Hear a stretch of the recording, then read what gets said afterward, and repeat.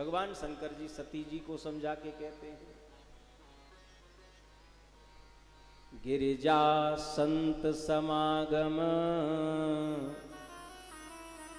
समन आन कछुलाभ। भोलेनाथ कहते हैं पार्वती, संतों का संग कैसे भी मिले, इससे बड़ा लाभ धरती पर दूसरा नहीं। चाहे वो क्रोध करें तो भी उनकी कृपा है, और वो कृपा करें तो कृपा है ही, पर संत महापुरुष गुरुजन यदि क्रोध करके भी कुछ कहते हैं तो आप समझ लीजिए ओरिजिनल कृपा बरस रही है हमारे ऊपर। क्रोध उसी पर आता है जिसके लिए हृदय में जगह होती है। क्रोध उसी पर आता है जिससे हृदय का आत्मा का लगाव होता है। लेकिन हम जैसे मूर्खों को ये बात समझ नहीं आती। हमें कोई संत महापुरुष क्रोध करके एक शब्द बोल भी देता है तो हम सज्जनों संबंध तक विच्छेद कर देते हैं। अरे बताओ, हमको डांट दिया, हमको फटकार दिया। उस मूर्ख को कौन समझाए कि तुम्हारे अंदर एक बहुत बड़ी बीमारी थी और उसके लिए क्रोध का डंडा लगाना जरूरी था। जैसे कपड़ा जब ज्यादा गंदा होता है तो माताएं जब कपड़ा धोती हैं तो पहले तो ब्रश लगा देती हैं, उससे छूट जाता है, हाथों से मीड़ती हैं, उससे दाग छूट जाता है। लेकिन कोई कोई दाग इतना कठिन होता है कि ये सब करने से नहीं छूटता तो माताएं फिर डंडा लेती हैं, डंडा पटक पटक के जब बजाती हैं उस पर, उछाल उछाल कर कपड़ा उठा उठा। अब तो वो पद्धति खत्म हो गई, अब सबके घर में वॉशिंग मशीन आ गई है, इतना मेहनत किसी से नहीं होता। अब डंडा उठेगो ही ना महाराज, कलाई में दर्द है जाएगा। लेकिन फिर भी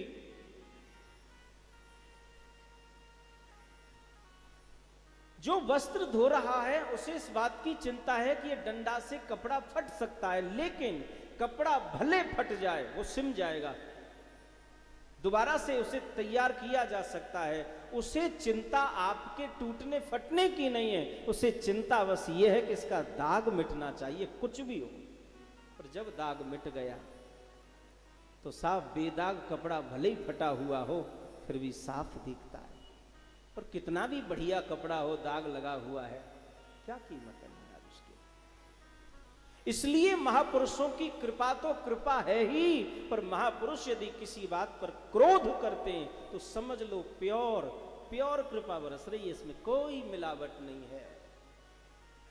कभी कभी सामने वाले को प्रसन्न करने के लिए मिलावटी शब्द बना करके और तारीफ करते, अरे वाह वाह क्या बात है महाराज, आप बड़े महान हैं, आप बड़े सरल हैं, बड़े सीधे। सामने वाला समझता अरे वाह अब तो मैं ही हूं। ये झूठी प्रशंसा सुनकर के न जाने हम क्यों प्रसन्न होते हैं, और जो सच्ची बात है उसे सुनकर के न जाने हमें क्यों दुख होता है। यही सब चीजें कथा सुनकर के इन्हीं चीजों से हमें बाहर आना, सत्य को स्वीकार करने की आदत डालिए। जीवन निर्मल बनेगा, जीवन महान बनेगा, जीवन सफल बनेगा। पर राजा परीक्षित ने एक काम किया। क्या? बोले गुरुदेव आप संत हैं, महापुरुष हैं, भजन पूजन साधना करते हैं, आपका एक भी क्षण मेरे कारण व्यर्थ बर्बाद हो मैं नहीं चाहता। इसलिए आप तो कृपा करके पधारे हो तो मुझे इतना बता दो कि जल्दी मरने वाले को क्या करना चाहिए। कितना छोटा प्रश्न किया है। जल्दी मरने वाले को क्या करना चाहिए, पर इस प्रश्न का सज्जनों कोई उत्तर नहीं दे सका। बड़े बड़े महात्मा अमलात्मा, बड़े बड़े योगी महापुरुष वहां विराजमान हैं, पर कोई भी ये निर्णय नहीं कर सका कि परीक्षित का मोक्ष कैसे होगा। जब सज्जनों कोई निर्णय नहीं कर सका तो आज वही सुखदेव स्वामी जी जो कल आपने सुना, पिताजी से विधिवत भागवत जी का अध्ययन और श्रवण करके जो सगुण ब्रह्म की समाधि का आनंद ले रहे हैं, आज उनका मन स्वयं कहता है चलूं परीक्षित के पास, चलूं परीक्षित के पास। भक्ति को बढ़ाने की चेष्टा करिए, गुरु ढूंढने का प्रयास मत करो, ढूंढने से कुछ भी नहीं मिलेगा। ढूंढना है तो खुद को ढूंढो, ढूंढने से वह चीज मिलती है जो खो गई है। गुरु कृपा खोई नहीं है, प्रभु कृपा खोई नहीं है, लेकिन आश्चर्य देखिए खोए हुए हम हैं और ढूंढते हैं भगवान को, ढूंढते हैं गुरु को। उल्टा काम कर रहे हैं, कैसे बनेगी बात? भटके हुए हम हैं, खोए हुए हम हैं, न जाने कहां गुम हो गए हम, और ढूंढ रहे हैं प्रभु को। कोई कहीं भाग रहा है, कोई कहीं भाग रहा है, यहां आओ वहां मिलेंगे, ना ना वहां नहीं, वहां मिलेंगे, अरे वहां भी नहीं मिलेंगे, वहां भी कहीं भी नहीं मिलेंगे। बस एक ही काम कर लो, जहां फिर आप चाहोगे भगवान फिर आपको वहीं मिलेंगे। आप बस अपने अंदर झांको और अपने को टटोलो। जिस दिन आपने अपने को पा लिया, फिर प्रभु आपसे दूर नहीं है साहब, आपके पास है। जहां भी दृष्टि डाल देंगे वो सामने बंसी वाला ही खड़ा मिलेगा। जितना प्रयास करना है ना अपनी भक्ति को बढ़ाने का और स्वयं को ढूंढने का करें। सुखदेव स्वामी जी का पदार्पण हुआ। राजा परीक्षित ने सुखदेव स्वामी जी का भव्य पूजन किया। स्वरूप बड़ा प्यारा है सुखदेव जी का। तत्रा भवद भगवान व्यास पुत्रो यदृच्छया गामट मानो नपेक्ष अलिक्ष लिंगो निजलाव तुष्टो व्रतश्च वालई अवधूत भेषा। अवधूत, अवधूत उसे बोलते हैं जिसके शरीर पर कोई वस्त्र ना हो। पर हां, सुखदेव स्वामी जी ने शरीर पर और तो कुछ धारण नहीं किया, बस 3 अंगुल की एक कोपीन, यानी जिसको अपन लंगोटी बोलते हैं, वो लगा रखी है। क्यों? ये भी तब व्यास जी ने लगाई जब इनको भागवत जी का अध्ययन कराया, नहीं तो वो तो जन्म से ही महाराज जन्म लेते जंगल को निकल गए थे। बड़ी सुंदर व्यास गद्दी बनाई महाराज परीक्षित जी ने। सुखदेव स्वामी जी को उस पर विराजमान किया, पूजन किया, तिलक किया, आरती करी, वंदन किया, प्रणाम करके परीक्षित सामने बैठ गए। ध्यान देंगे। और राजा परीक्षित ने देर नहीं करी, हाथ जोड़े और एक ही प्रश्न किया, गुरुदेव जल्दी मरने वाले को क्या करना चाहिए? ये प्रश्न सुनकर के ना सुखदेव स्वामी जी गदगद हो गए। राजन, कितना बढ़िया प्रश्न किया। और परीक्षित, जल्दी मरने वाले को तो एक ही काम करना चाहिए। देखो, शिष्य ने भी ज्यादा विलंब नहीं किया, चारों तरफ की इधर उधर की बात नहीं करी, तो गुरुजी ने भी ज्यादा समय नहीं लिया। शिष्य ने पूछा, गुरुजी ने तुरंत बता दिया। कोई भूमिका नहीं बनाई, कोई भूमिका तैयार नहीं की कि यहां से मैं प्रवचन शुरू करूं, यहां से।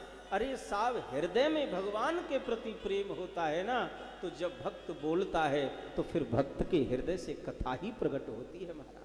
वो कुछ भी बोलेगा, कथा बन जाती है भगवान की।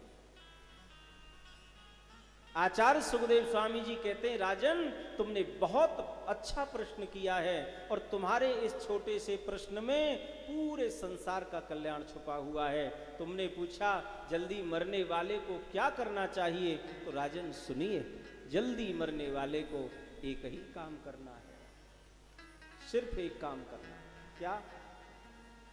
श्वास श्वास पर कृष्ण भज, वृथा श्वास मत खो, ना जाने या श्वास को फिर आवन हो न हो, फिर आवन हो न हो। आचार्य श्री सुखदेव स्वामी जी कहते हैं, राजन जल्दी मरने वाले को एक ही काम करना चाहिए, अपनी प्रत्येक श्वास पर हरि का नाम जोड़ देना चाहिए। न जाने कौन सी श्वास, ध्यान दीजिए, हमारे जीवन की अंतिम श्वास होगी, न जाने कौन सी सांस हमारे जीवन की अंतिम श्वास। इसलिए अपनी प्रत्येक श्वास पर हरि का नाम जोड़ दीजिए। जाना तो परीक्षित सबको है, चींटी जन्मती है तो वो भी मरती है, हाथी जन्मता है मरता वो भी है, लेकिन सबकी मृत्यु में भेद है। आया है सो जाएगा, राजा रंक फकीर, कोई सिंहासन चढ़ चला, कोई बंधा जंजीर, कोई बंधा जंजीर। कोई विमान में बैठ करके भगवान के धाम जाता है, तो कोई यमदूतों के द्वारा गली में रस्सी कस करके बांध कर खींच कर डंडा बजा बजा करके ले जाया जाता है। कितना भेद हुआ। इसी संसार में रहे, जन्म एक जैसे हुआ सबका, पर मृत्यु में भेद हो गया महाराज। जन्म तो चींटी से लेकर के हाथी तक सबका एक जैसे होता है, लेकिन साव मृत्यु सबकी अलग अलग होती है। कोई भगवान का भजन करते करते प्रभु के ध्यान में चला जाता है, किसी को अचानक अटैक पड़ता है, मर जाता है। कोई टक्कर से मर जाता है, एक्सीडेंट हुआ, पता लगा खत्म। कोई फांसी लगा के मरते, कोई आग लगा के मर जाते, कोई जहर खा के मरते, और कोई तो इतने पक्के हैं कि जहर खा के भी नहीं मरते। बोलो जय श्री कृष्ण। जहर खा के भी लोग नहीं मरते महाराज। कितनी घटनाएं ऐसी हमने सुनी हैं। क्या हुआ, अरे भैया अमुक आदमी ने जहर खा लिया। हाँ जहर खा लिया, फिर क्या हुआ? बोले कुछ नहीं, बच गए। खूब बचे भाई, जहर खा के भी आदमी बच गया। समझ लो कितनी मिलावट हो रही है हमारे यहां। इसका अर्थ है कि जहर भी शुद्ध नहीं है।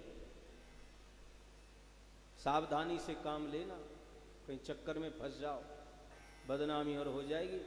आजकल जहर भी शुद्ध नहीं मिल रहा, जिसे खाकर के आदमी चैन से मर जाए। जहर में भी मिलावट। कोई रेल के नीचे कट के मरता है। एक आदमी था, रेल की पटरी पर लेटा हुआ था। उधर से कोई महात्मा जा रहे थे।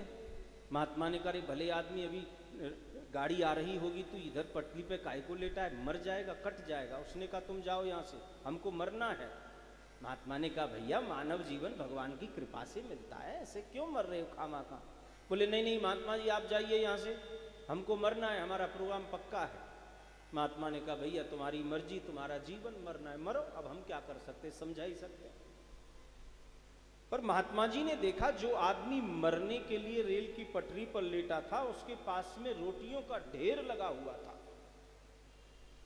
महात्मा ने कहा भैया एक बात बता, जब तुझे मरना ही है तो फिर इतना ढेर रोटियों का अपने पास काय को लगाए है?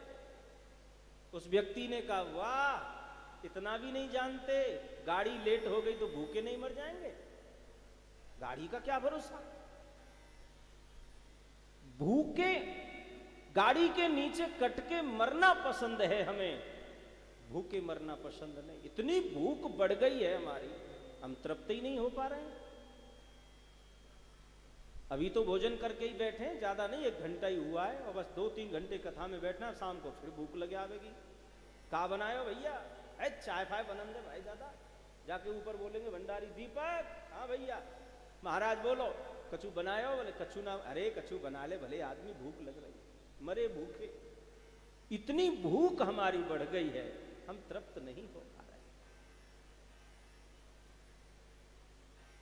आचार्य सुखदेव स्वामी जी कहते राजन मरना तो सबको है, पर महत्व है इस बात का कि कौन कैसे मरा। जब जीव को यह पता लग जाए कि मैं मरने वाला हूं, तो फिर उस व्यक्ति को एक ही काम करना चाहिए, सब कुछ त्याग करके एकांत में बैठ जावे। धीरे धीरे मन भगवान के चरणों में लगेगा। प्रभु के चरणों में मन लगाने का सबसे सहज, सबसे सरल तरीका है केवल एकांत सेवन। अकेले रहो, जितना बन सके। ज्यादा ना हो तो 24 घंटे में 1 घंटे ईमानदारी से अकेले रहो, एकांत में बैठो। एक और बात मैं आपसे कह दूं, सुधारना है तो एकांत को सुधारो। जिसका एकांत सुधर गया, समझो उसका जीवन सफल है। हम लोग एकांत को नहीं सुधारते, हम लोग समाज के माहौल को सुधारते हैं। अब हम यहाँ आए तो क्या बन ठन करके चंदन वंदन सब लगा करके ओ सिद्ध बन के आए महाराज, हो सब लोग प्रणाम कर रहे हैं, और हम भी अपने बड़े सावधानी से बैठे हैं यहाँ, एक एक शब्द बड़े सावधानी से बोल रहे हैं। आजकल वक्ताओं के जीवन में ये भी बड़ी समस्या है, व्यास गद्दी से भी सत्य बोलने में भी उनको भय लगता है। क्यों भय लगता है? समस्या ये है कि सामने वाले को पता नहीं किस शब्द का बुरा लग जाए। ये कथा एक ऐसी चीज है महाराज, भगवान की कथा जो है ना, जितने श्रोता बैठे होंगे उस सबको ऐसा लगता है कि ये कथा मेरे लिए कर रहे हैं, ये बात तो मेरे लिए कही है, जबकि वो कथा है जो वो तो यहाँ से हृदय से, जो ठाकुर जी के जो हृदय से प्रकट हो रहा है, जो यहाँ से फूट रहा है वो सामने आया। लेकिन कथा का ये प्रभाव है, ये महिमा है, हजारों श्रोताओं को वो कथा हजार तरह की सुनाई पड़ती है महाराज। आप उसमें से अपने काम की चीज देखोगे, आपको अपने काम की चीज मिल जाएगी, आपको अपने, हर आदमी अपने अपने रुचि के अनुसार उसमें से कुछ न कुछ बटोर रहा है। ये अपनी अपनी सोच पर निर्भर करता है महाराज, ये अपने अपने विचारों पर निर्भर करता है। एकांत जिसका सुधर जाए, मैं निवेदन यह कर रहा था, जितनी सावधानी से हम समाज में रहते हैं, सबके सामने रहते हैं, उतनी ही सावधानी से यदि हम एकांत में रहें तो जीवन सफल है महाराज। एकांत सुधार जाए, सुधारना एकांत का ही है साहब। माहौल को हम क्या सुधार सकते हैं साहब? समाज में क्या सुधारना? क्या? मैं तो कहता हूं समाज में रहो तो बिल्कुल पागल बन के रहो, और बिल्कुल ऐसे बन के रहो कि लोग तुम्हें पागल बोलें, पर एकांत में रहो तो फिर अपने सिद्धांत में, एकांत में ही सिद्धांत बन सकता है महाराज। समाज में तुम्हारा देखा देखी हो ही जाता है। अब आप कहीं भी हो, कुछ भी कर रहे हो, कैसे भी खड़े हो, लेकिन यदि आपको दिख जाए सामने लिख रहा है आप सीसीटीवी कैमरे की निगरानी में हो, सावधान हो जाते हो। उसका इतना भय है। मंदिर में भी दर्शन करते वक्त या मंदिर की दर्शन की लाइन में लगते वक्त, प्रसाद लेते समय जो हम हरकत करते हैं, जो हमारी जो जो जो शैली है खड़े होने की, बोलने की, चलने की, उसकी तरफ इतना ध्यान नहीं है कि जो भगवान हमें देख रहे हैं उससे हमें भय नहीं है। कैमरा से भय लग रहा है, कैमरा से डर है कि हम कैद ना हो जाएं, और जो ठाकुर जी की नजरों में जो आप खड़े हो उसका तनिक भी भय नहीं है कि भगवान हमें देख रहा है। इतना भेद है, तो हम तो वहां जाकर के भी सावधान नहीं हुए। पर मैं ये आपको निश्चित कहता हूं, जिसका एकांत सुधर जाए, जो एकांत में सावधान रहता होगा, वो हर जगह सावधान रहेगा महाराज, हर जगह सावधान। और मन उसी का शांत रहता है जो एकांत को बना लेता है महाराज। एकांत में बैठोगे मन शांत होगा। परीक्षित ने पूछा, गुरुदेव मन को एकाग्र करने का तरीका तो बताओ। तो आचार्य सुखदेव स्वामी जी कहते हैं, राजन सुनो, मन एकाग्र करना है तो चार बात याद रखो। जितासनो जितश्वासो जित संगो जितेन्द्रिय स्थूले भगवतो रूपे मनः संघारयेत्।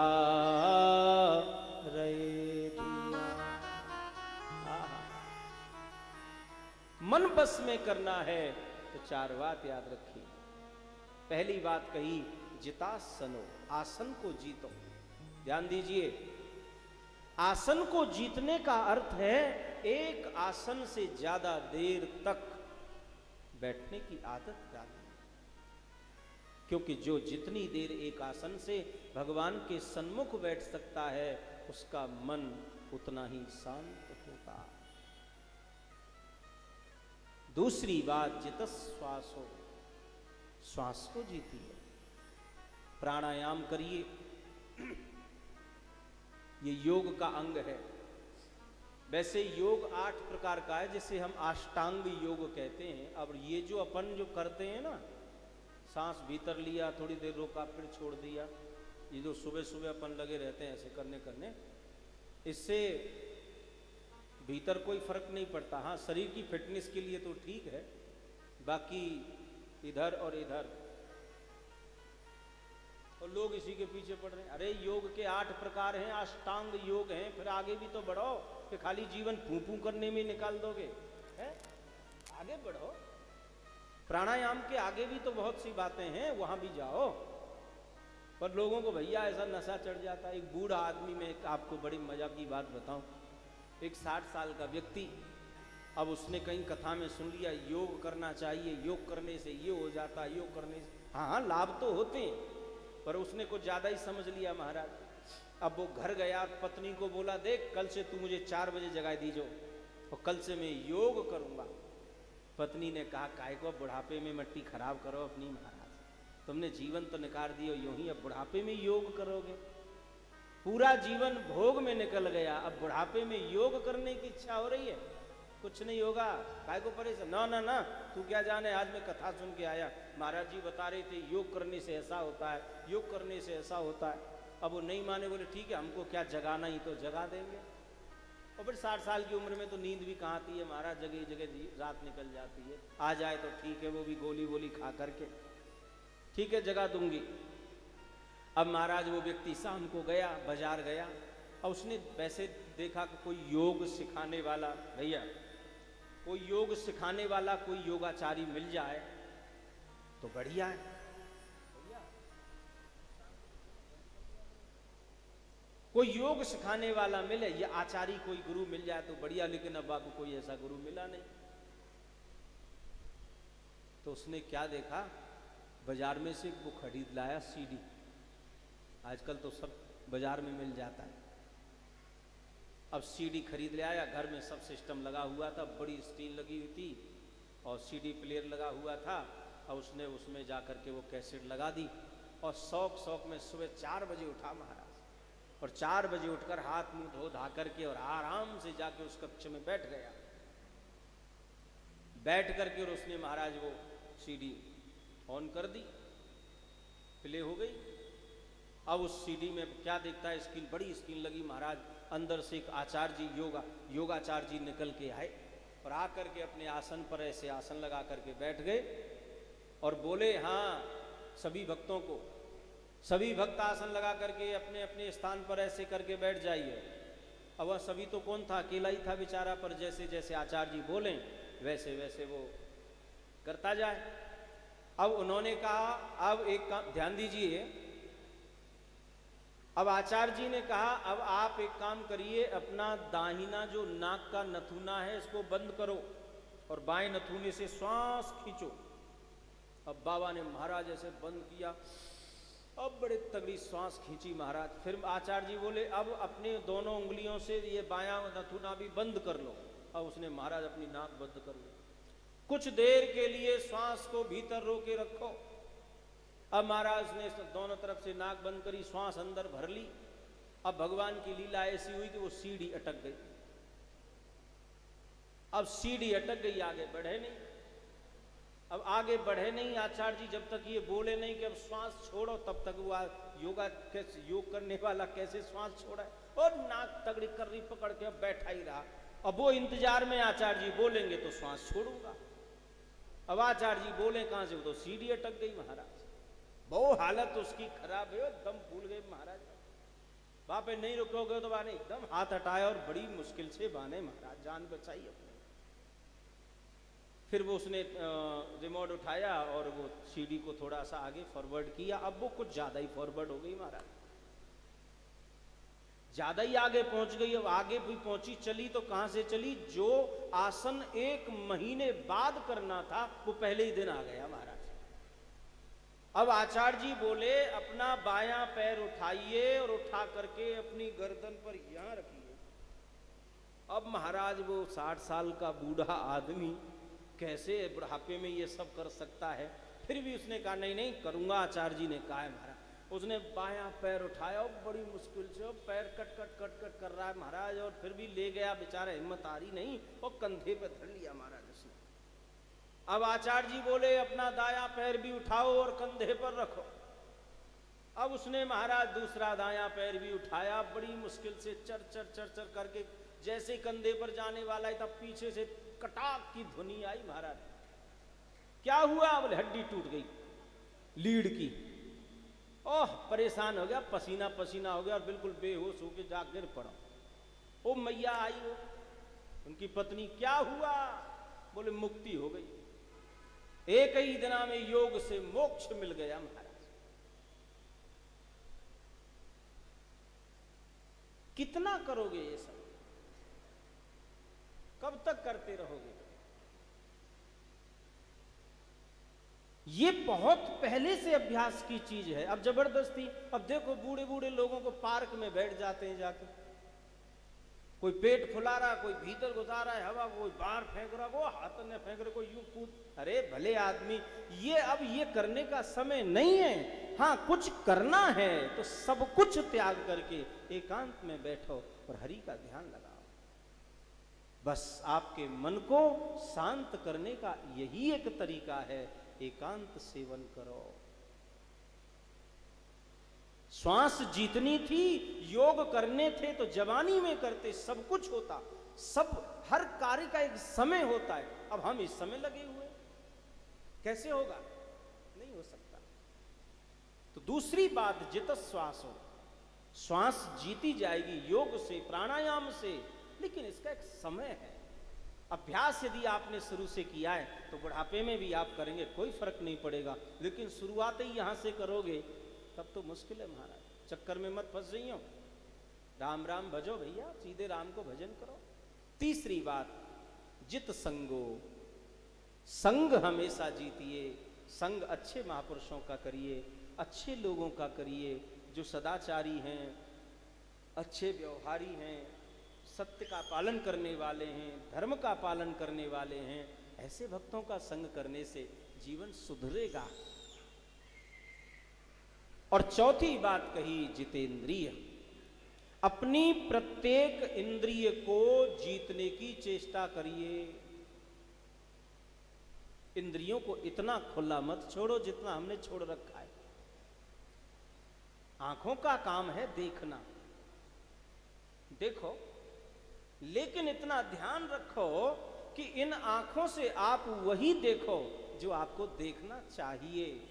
ये जो देखना चाहती हैं वो हमें नहीं देखना है, इतना तो अंकुश रखो। ये जिधर जाना चाहती हैं उधर हम नहीं जाएंगे, हाँ हमें जहां जाना चाहिए हम उधर जाएंगे। इस वाणी से वही बोलो जो आपको बोलना चाहिए। ये जो बोलना चाहती है वो हमें नहीं बोलना, ये पता नहीं क्या क्या कहना चाहती है। इन कानों से हम वही सुने जो हमें सुनना चाहिए। ये जो सुनना चाहते हैं वो हमें कभी नहीं सुनना है। इन हाथों से हम वही कर्म करें जो हमें करने चाहिए। ये जो करना चाहते हैं वो हमें नहीं करना महाराज। इन पैरों से चल करके हमें उसी मार्ग का अनुसरण करना चाहिए जिस मार्ग पर चलने से हमारा कल्याण हो। ये पैर जहाँ जाना चाहते हैं वहाँ भूल कर भी हमें कहीं नहीं जाना। इस तरीका से आचार्य सुखदेव स्वामी जी कहते, राजन यदि हम ये चार बातें अपने मन में बिठा लें तो मन शांत होगा। जब मन शांत हो जाएगा तो प्रभु के चरणों में मन अपने आप लगेगा। क्यों नहीं लगेगा?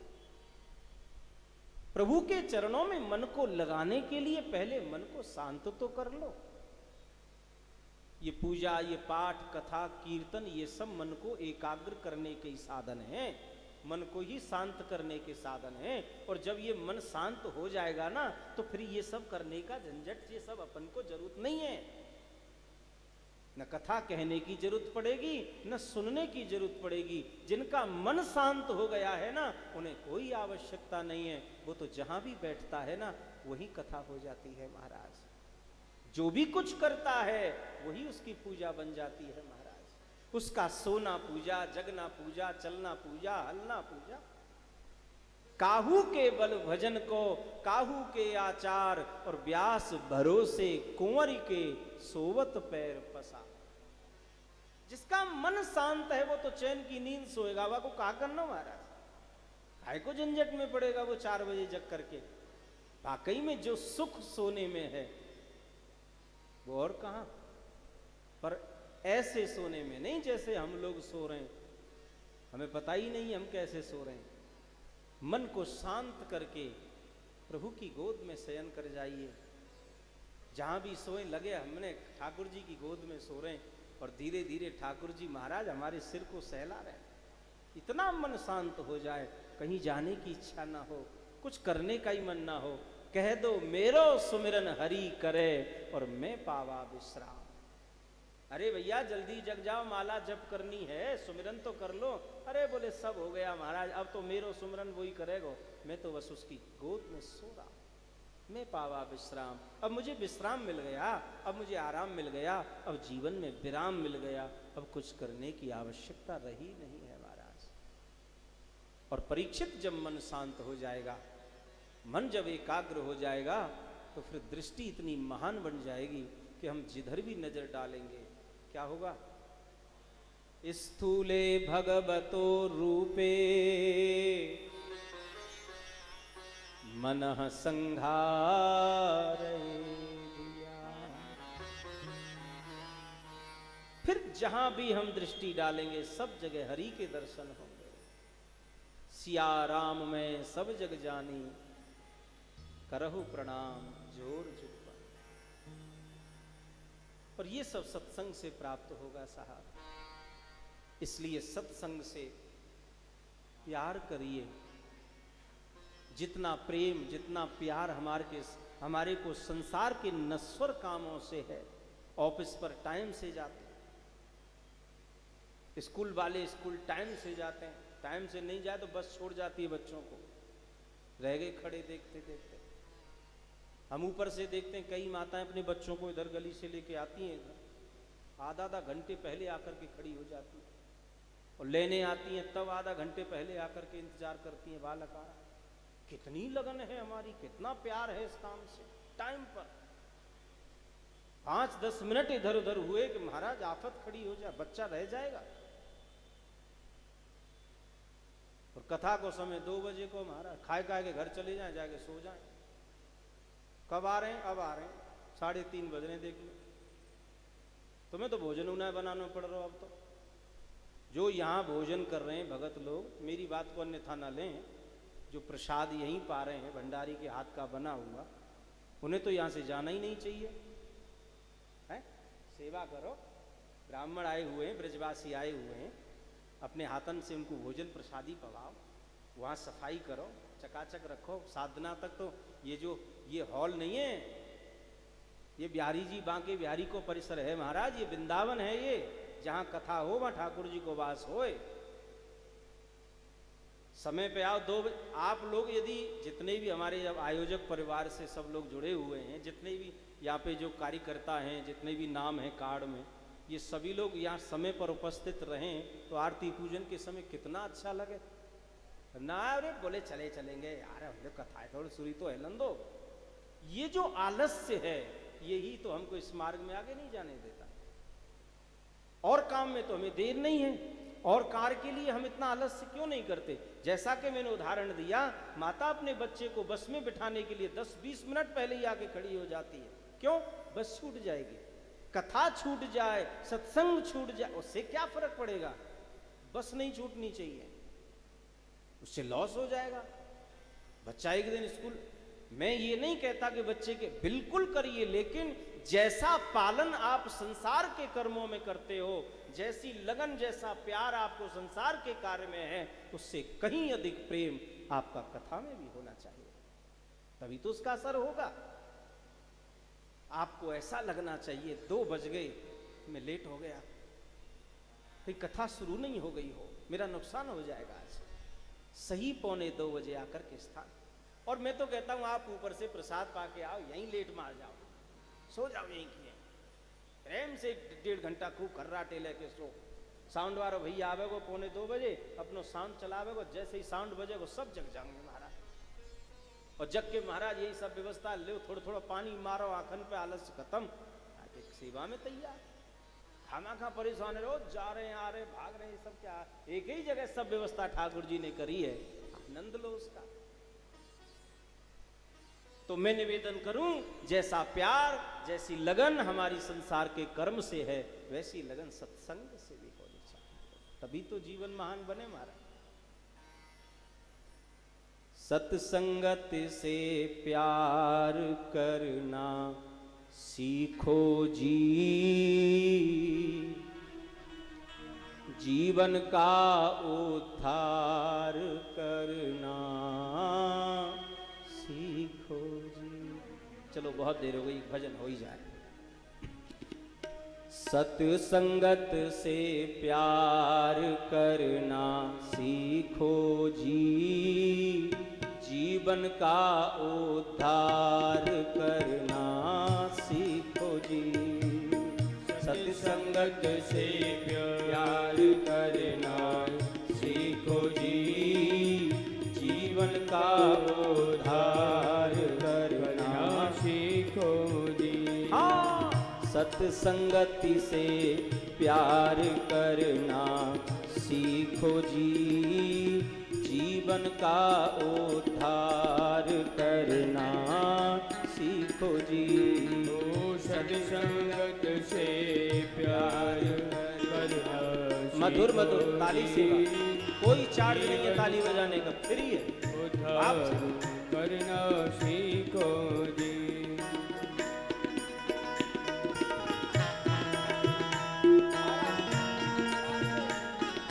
जय हो।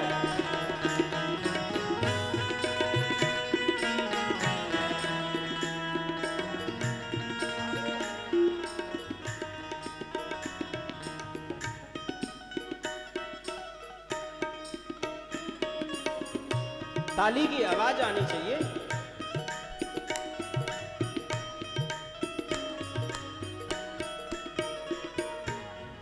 तन धन धाम संग नहीं जावे, सुत दारा कोई काम न आवे। सुत दारा कोई काम न आवे, सुत दारा कोई काम न आवे। अरे तन धन धाम संग नहीं जावे, सुत दारा कछु काम न आवे।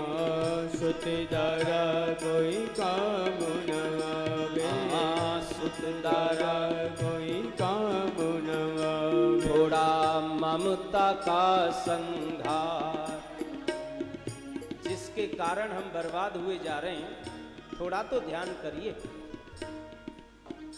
थोड़ा ममता का संघार करना सीखो जी, जीवन का उद्धार करना सीखो जी। ममता का संघार करना सीखो जी, जीवन का उद्धार करना सीखो जी। हाँ, सत्संगति से प्यार करना सीखो जी, जीवन का उद्धार करना सीखो जी। सत्संगत से प्यार करना सीखो जी, जीवन का उद्धार करना सीखो जी।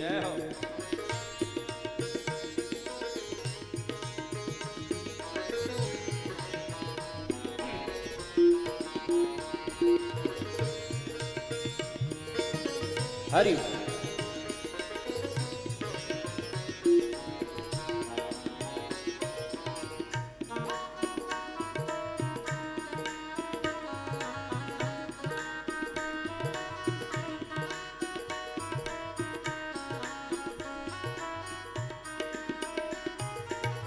यह जगमोह नींद का सपना, नहीं कोई गैर नहीं कोई अपना। नहीं कोई गैर नहीं कोई अपना, नहीं कोई गैर नहीं कोई जगमोह नींद का सपना, ना कोई गैर नहीं कोई अपना, ना कोई गैर नहीं कोई अपना, ना कोई गैर नहीं कोई अपना। सत्य असत्य विचार करना सीखो जी, सत्य असत्य विचार करना सीखो जी, जीवन का उद्धार करना सीखो जी।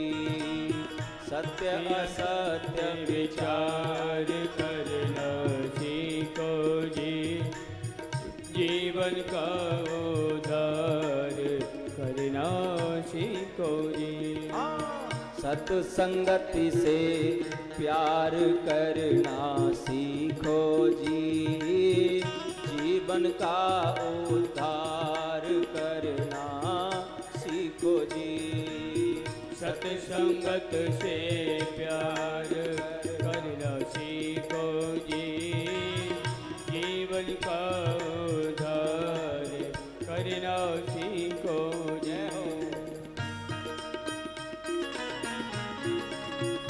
हरि बोल।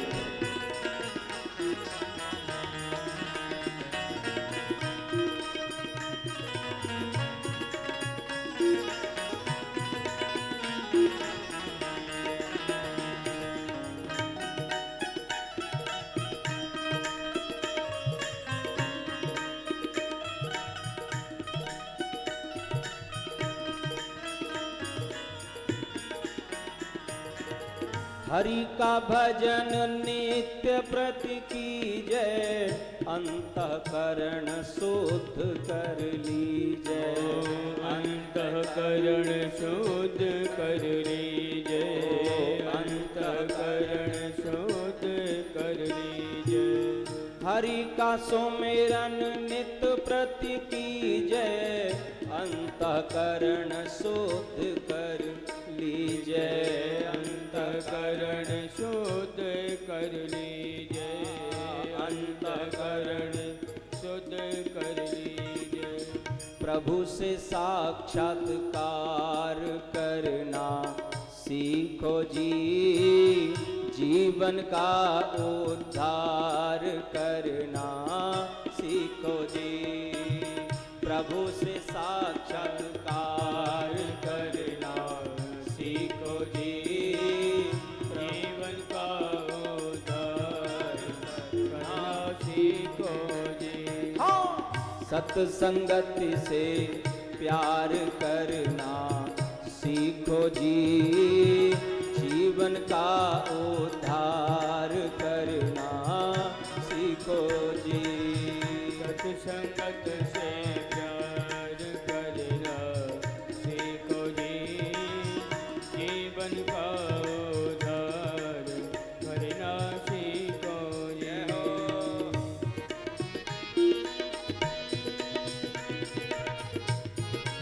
ताली धीरे बजाओ, हाथों में लग जाएगी भैया, आराम से।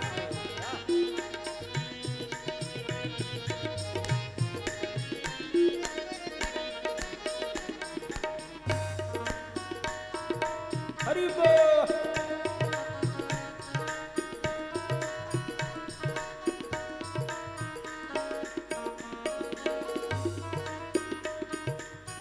भिक्षु कहे सुनो मन मेरो, नर्तन भव बारिद को बेरो, नर्तन भव वारिद को फेरो, नर्तन भवे वारिद को फेरो।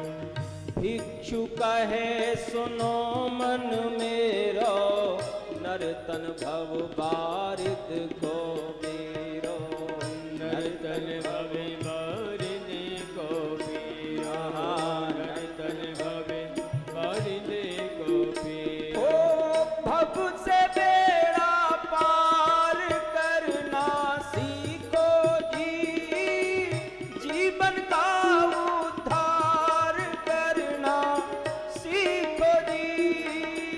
हमसे बेड़ा पार करना सीखो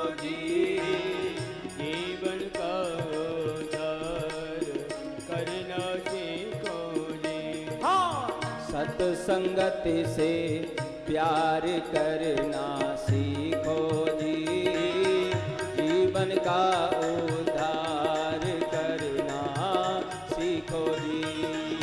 सत्संगत से प्यार करना सीखो जी, जीवन का उद्धार करना सीखो। सीखो भैया सत्संगत से प्यार करना सीखो जी, जीवन का उद्धार करना सीखो जी।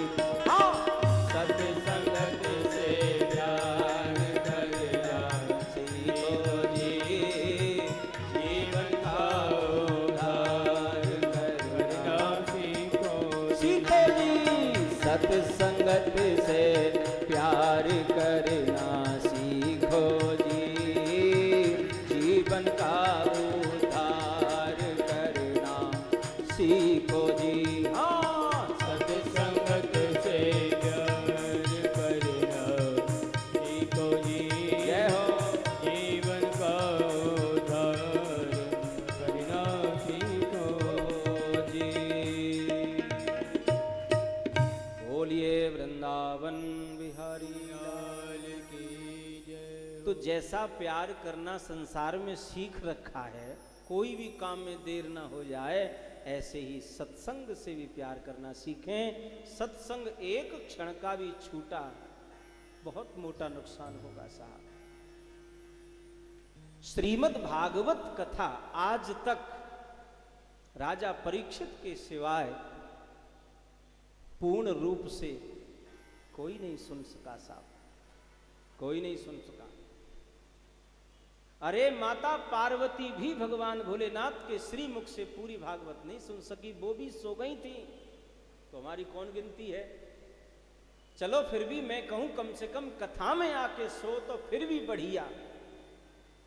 अब फुलकन ने फाड़ फाड़ के घर जाके सो, ये तो बड़ी खतरनाक बात है भैया। घर नहीं भैया, यहां आके सो जाओ तो भी चले। यहां मैं तो पहले भी निवेदन कर रहा हूं, ऊपर खाओ नीचे आके सो जाओ, खूब कूलर पंखा चल रहे, सारी व्यवस्था है, और वहीं के वहीं लेट जाओ, कौन मने करे महाराज। मेरी बात को बुरा मत मानिए महाराज, मैं थोड़ा ब्रजवासी हूं इसलिए स्पष्ट बोलूं, पर वाकई में सच बात है। 7 दिन का मौका मिला है आप सभी लोगों को, बड़े भाग्य से प्रयास यह करें एक क्षण की भी कथा छूटे ना हमसे। एक क्षण की भी कथा छूट गई बहुत नुकसान हो जाएगा साहब। ये अनुष्ठान है, ये कोई लेक्चर नहीं है, कोई प्रवचन नहीं है जो व्यास जी सुनाए, श्रोता जी झाड़ झूड़ के प्रसाद ले घर चले जाए। नहीं नहीं, ये अनुष्ठान है, इसे हमें 7 दिन नियम से सुनना है महाराज, नियम से, तभी तो उसका फर्क दिखेगा, तभी उसका असर होगा। तो स्थूले भगवतो रूपे मनः संघारे दिया, सब भगवान का रूप है, ऐसा मन में भाव तब होगा जब व्यक्ति का मन शांत हो जाएगा। ये सब कुछ परीक्षित भगवान का ही रूप है। परीक्षित ने कहा महाराज आप कहते हो ये पूरी दुनिया भगवान ने बनाई है, उसी का रूप है, तो भगवान दुनिया को बनाते क्यों हैं? और ये जो भागवत जी का उपदेश आप हमें कर रहे हो गुरुदेव, हमने सुना है सबसे पहले ये उपदेश महाराज नारायण हरि ने विधाता ब्रह्मा को किया था। वो कैसे? तो आचार्य श्री सुखदेव स्वामी जी कहते राजन, पहले इस पूरी दुनिया में कहीं भी कुछ नहीं था। ये जो कुछ हमें अपनी आंखों से दिखाई दे रहा है, ये पहले कुछ नहीं था, केवल यहां जल ही जल था और परब्रह्म नारायण थे। तो परब्रह्म नारायण ने मन में विचार किया कि मैं अकेला हूं, एक से यदि अनेक हो जाऊं तो बहुत बढ़िया रहेगा। तब ब्रह्मा जी महाराज की ये नारायण हरि की नाभि से एक कमल का फूल प्रकट हुआ साहब, और उस कमल के फूल पर 4 मुख वाले ब्रह्मा जी का प्राकट्य हो गया। बोलो जय श्री कृष्ण, थोड़ा धीरे बोलो। 4 मुख वाले ब्रह्मा जी प्रकट हो गए महाराज, लेकिन ब्रह्मा जी को ये पता नहीं चला कि मैं पैदा कहां से हुआ। ऊपर नीचे भीतर बाहर ऊपर नीचे घूमते रहे कितने समय तक, पर नहीं जान सके कि मैं आया कहां से। तब ब्रह्मा जी महाराज को 2 वर्ण सुनाई दिए, अस्पर्शेत यथोडस्मेक विंसम निष्किंचनानाम नृपयध्वनम विदु ता और पा, यानी तप करो ब्रह्मा जी तो पता चलेगा ना मैं कौन हूं। फिर महाराज ब्रह्मा जी ने तप किया। तप करके ही जीव अपने स्वरूप को जान सकता है, उससे पहले नहीं महाराज। तप करिए। तप का अर्थ है मन और शरीर की इच्छा को मार करके विधि का पालन करना, यही तप है।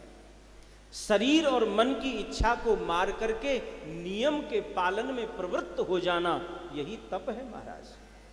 ये जो नियम बने, पूजा का नियम, पाठ का नियम, जगने का नियम, सोने का नियम, ये अब मन तो सबके एक जैसा ही होता है, मन की इच्छाएं सबको एक जैसी होती है। कोई भी 4 बजे जगना नहीं चाहता, नींद आती है सबको और सुबह सुबह ही नींद अच्छी आती है महाराज। जो समय जगने का होता है उसी समय गहरी प्यारी नींद आती है। पर जो संयमी लोग हैं, जो नियम का पालन करने वाले हैं, जो अपनी निष्ठा से भगवान के कार्य को तनिक भी छोड़ नहीं सकते, चाहे सर्दी हो, गर्मी हो, बरसात हो, उन्हें 4 बजे अपना आसन छोड़ना है तो छोड़ना है। स्नान आदि से निवृत्त होकर के भजन में बैठ जाना, यही तप है। मन की इच्छा, मन तो कहता पड़े रहो, अभी तो सर्दी हो रही है तो रजाई गर्म है, बाहर निकलो मत, गर्मी है तो एसी चल रही, कमरा ठंडा, पड़े रहो, देख लेंगे, जग जाएंगे आराम से, अपन को करना क्या। लेकिन मन और शरीर की इच्छा को जो हनन करके और खड़ा होकर के और नहा धोकर भगवान की सेवा में अपने कर्तव्य के पालन में जुट जाता है, समझो वही तप है महाराज। इससे बड़ा तप नहीं हो सकता। और जीव जब नियम से ऐसा तप करेगा, ध्यान देंगे, ऐसा तप करने वाला व्यक्ति अपने स्वरूप को जान जाता है कि मैं कौन हूं।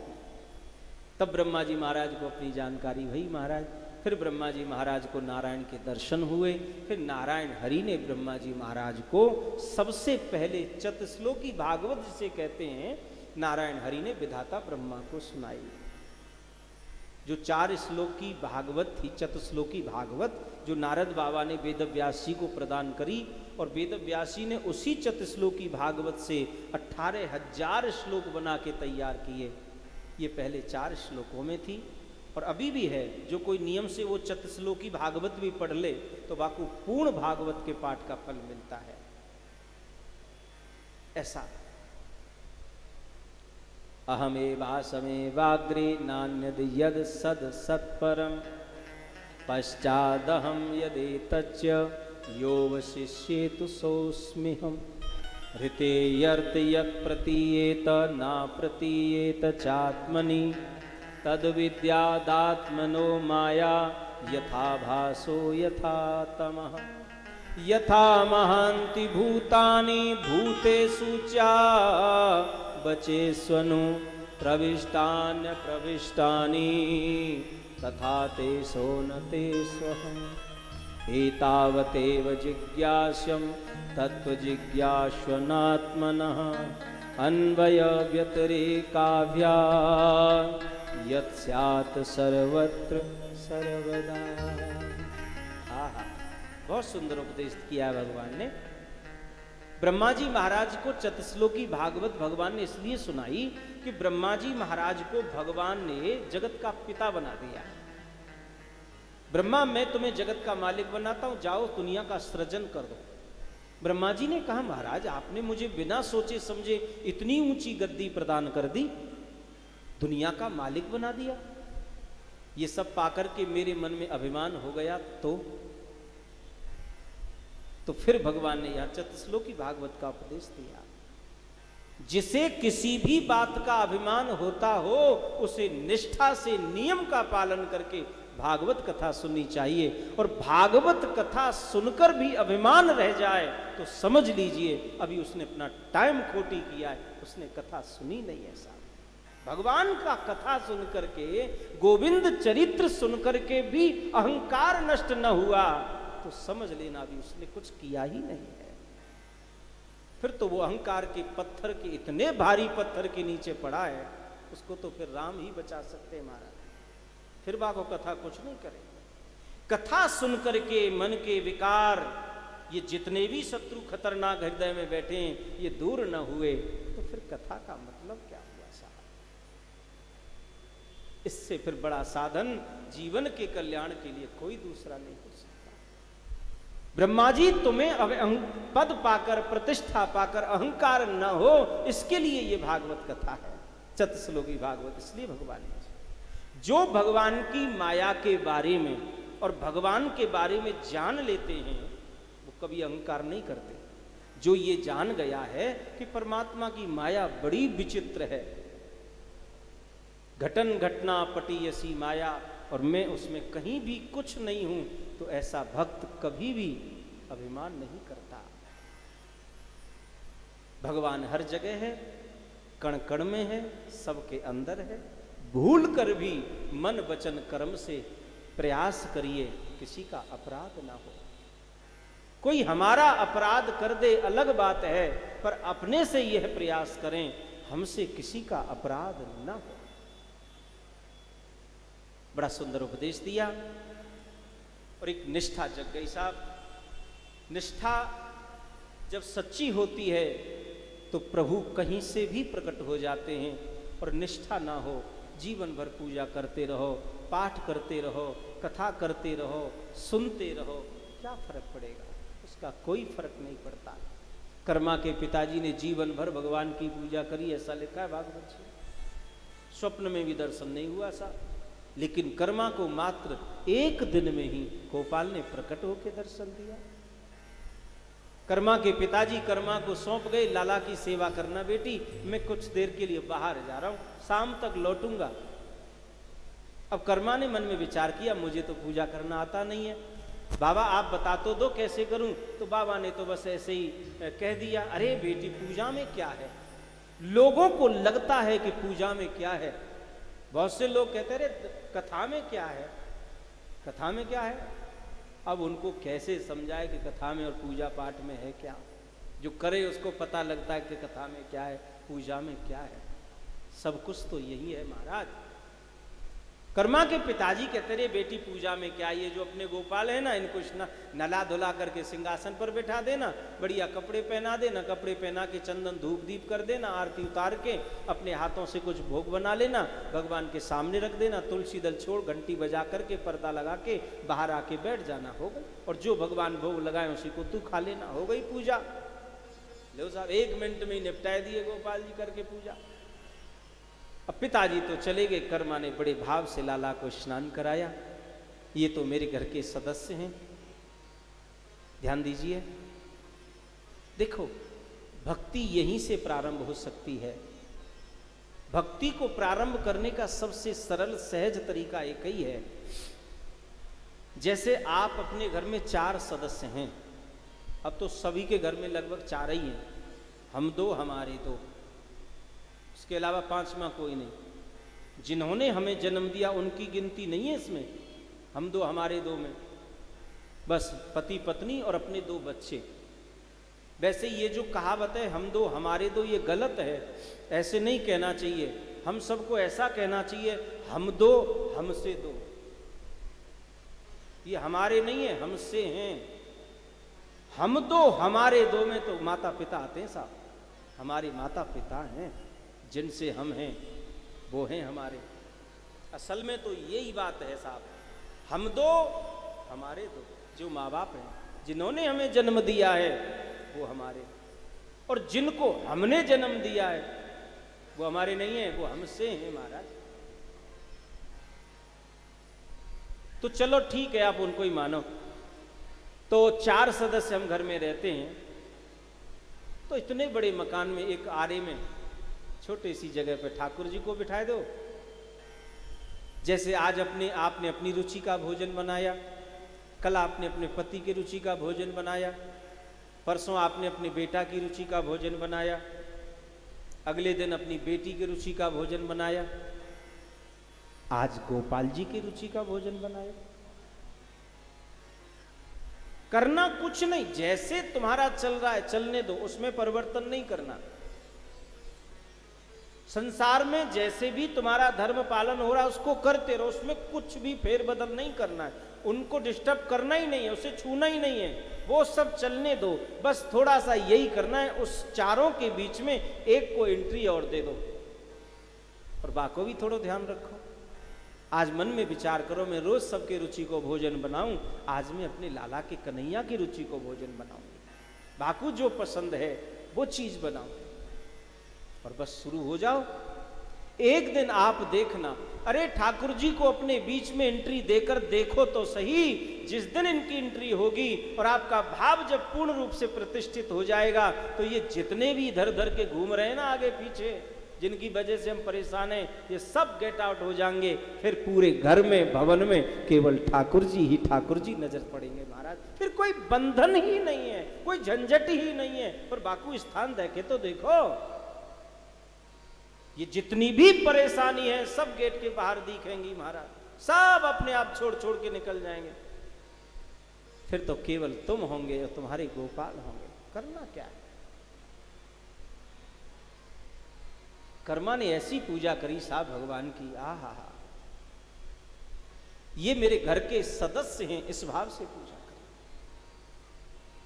अब भगवान जब भोग नहीं लगा रहे, कर्मा रूठ करके बैठ गई, तुम नहीं खाओगे लाला, मैं भूखी मर जाऊंगी, पर मैं खाऊंगी। बाबा आ रहे होंगे, क्या जवाब दूंगी? श्रद्धा में ताकत हो, भक्ति में शक्ति हो, तो भगवान कहीं से भी प्रकट हो जाते हैं महाराज। जब कर्मा की निष्ठा देखी तो भगवान से रहा नहीं गया, और भगवान सज्जनों मूर्ति से प्रकट हो गए, और प्रकट हो करके बोले, काकी बड़ी जोर से भूख लगी है, खिचड़ी खिलाओ ना। आहा, दोनों हाथ बढ़ाए, कर्मा ने गोपाल को उठाए, अपनी गोदी में बिठाए लीनो, और अपने हाथों से खिचड़ी खिला दी। इतनी देर में कर्मा के पिताजी आए, बेटी कर्मा, हमें बड़ी जोर की प्यास लगी, हमारे लिए थोड़ा जल भर के लाओ। कर्मा ने मंदिर से आवाज लगाई, बाबा बाहर मटकी रखी है, वहीं लोटा रखा, अपने आप ले लो पी लो, मैं थोड़ा पूजा कर रही हूं। पूजा?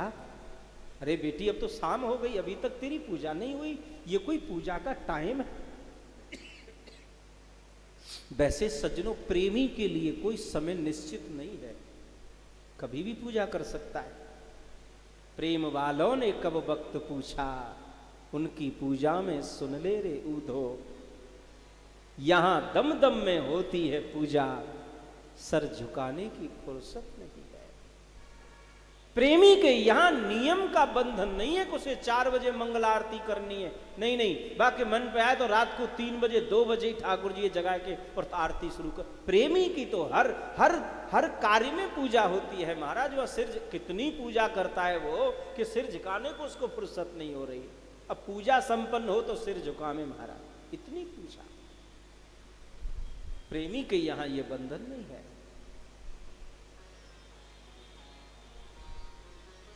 कर्मा ने कहा, बाबा पूजा तो बहुत पहले ही हो गई, वो गोपाल जी है ना अपने, वो भोग लगा रहे हैं। तो पिताजी ने कहा, पगली फिर तू अंदर क्या कर रही है, भगवान भोग लगा रहे हैं तो तू बाहर आ जा। कर्मा बोली, बाबा बाहर कैसे आऊं? क्यों?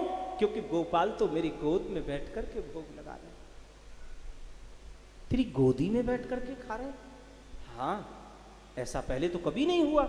झटपट दौड़ करके आकर के देखा कर्मा के पिताजी ने, तो कर्मा साक्षात, ये गोपाल साक्षात रूप लेकर के कर्मा की गोद में बैठे, और कर्मा अपने हाथों से लाला को खिचड़ी खिला रहे। ये देख करके कर्मा के पिता के नेत्रों से झरझर आंसू झरने लगे साहब, और रोकर के बोले, जीवन बीत गया पूजा करते करते, पर यह सुख मुझे आज तक नहीं मिला जो मेरी बेटी ने मात्र एक दिन में प्राप्त किया।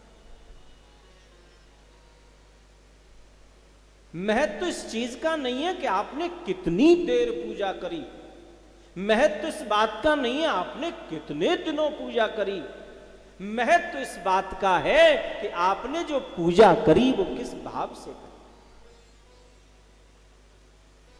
किस भाव से आए हैं आप यहां।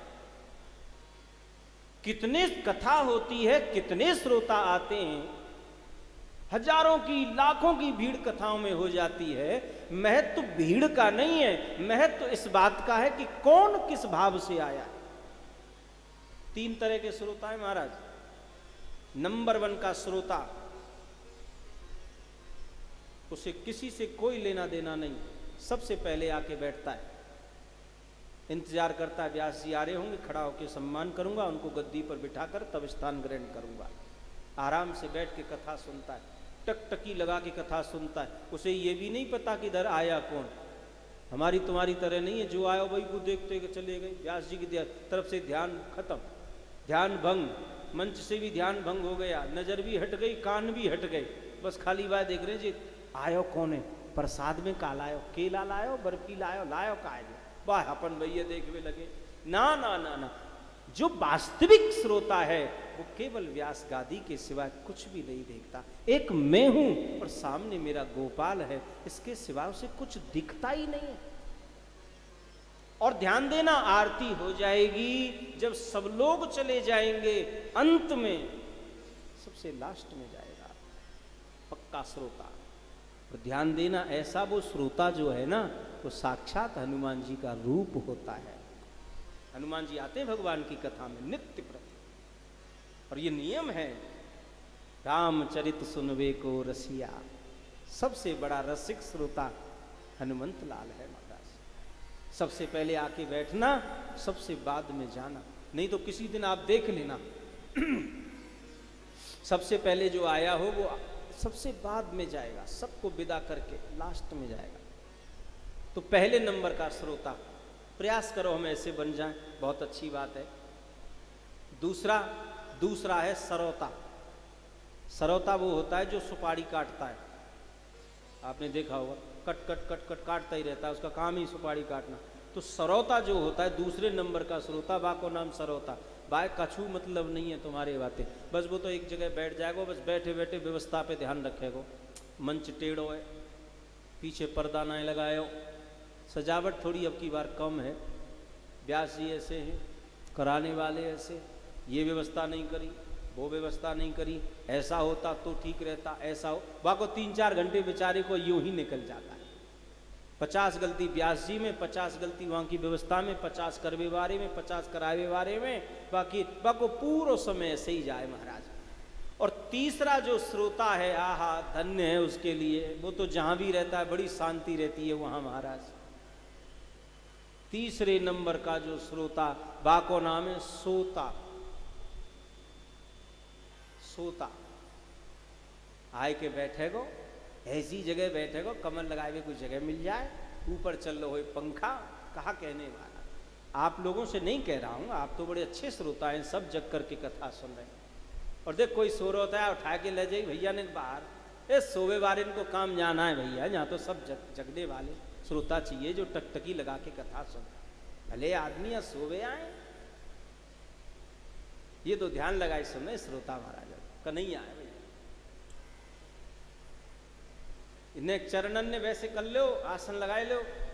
हाँ, तो तीसरा जो नंबर का श्रोता, ये या को कोई मतलब नहीं काऊ से, व्यास जी कैसे, व्यवस्था कैसी, कौन कहा, काऊ से लेना देना नहीं, बढ़िया अपनो आए की जगह देखेगो और आराम से ऐसी गहरी नींद लेके चकाचक सोवेगो।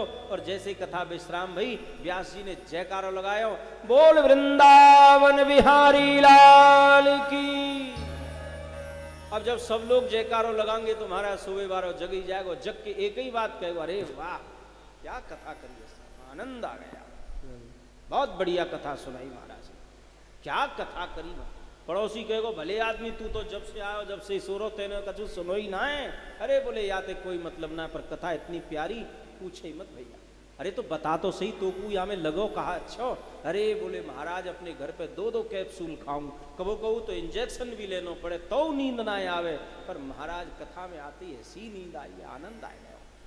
वो 4 जगह जाके भी ऐसी बड़ाई करेगा, अरे भैया कथा सुननी है तो हनुमान मंदिर में जाओ, क्या रंग बरस रहे हो, क्या आनंद आ रहे हो महाराज, बड़ी जोर की कथा। 4 जगह ऐसी बड़ाई करेगा महाराज, और कल से फिर भीड़ शुरू हो जाएगी। लेकिन सज्जनों, प्रयास करके न हमें श्रोता बनना है, न हमें सरौता बनना है। यदि गोविंद कृपा हो जाए और यदि हमारी लगन सच्ची हो जाए तो बनना ही है, तो हमें प्रथम श्रोता बनना है। क्योंकि कथा प्रभावी न श्रोता को होती है न सरौता को होती है, कथा का प्रभाव तो केवल और केवल श्रोता पर होता है महाराज। केवल श्रोता। इसलिए श्रोता बनिए, रसिक श्रोता बनिए, निष्ठावान श्रोता बनिए।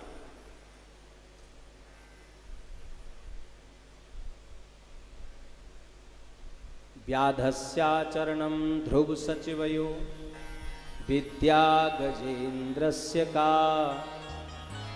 जाति विदुरस्य यादवपते रुग्रस्य किं कुब्जाया कमनीय रूपमधिकं किं तत्सुदाम्नोर्धनम्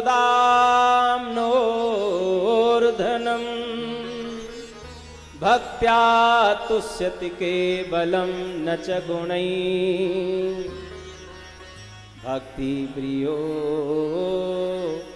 माधव।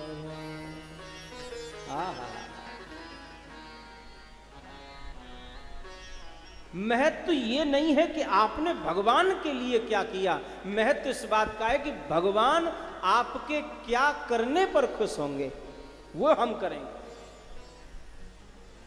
हमारे करने से भगवान, अब हम अपनी रुचि से करें तो हमें तो पता नहीं भगवान किस बात से प्रसन्न होते हैं, बाकी भगवान किस बात से प्रसन्न हो कुछ ऐसा पता लग जावे, उसी कर्तव्य का पालन। तो देखो भगवान काहे से प्रसन्न होते हैं। व्याधस्याचरणं ध्रुव सचिवयो विद्या गजेन्द्रस्य का जाति विदुरस्य यादवपते रुग्रस्य किं पौरुषम्। भगवान किसी का आचरण देख करके नहीं मिलते, ध्यान देंगे।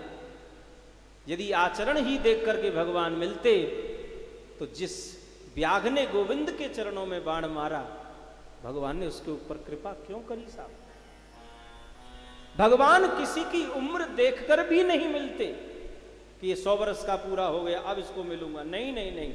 यदि उम्र का कोई वैसा बंधन होता तो मात्र 5 साढ़े 5 वर्ष की उम्र में ध्रुव जी को परमात्मा क्यों मिले।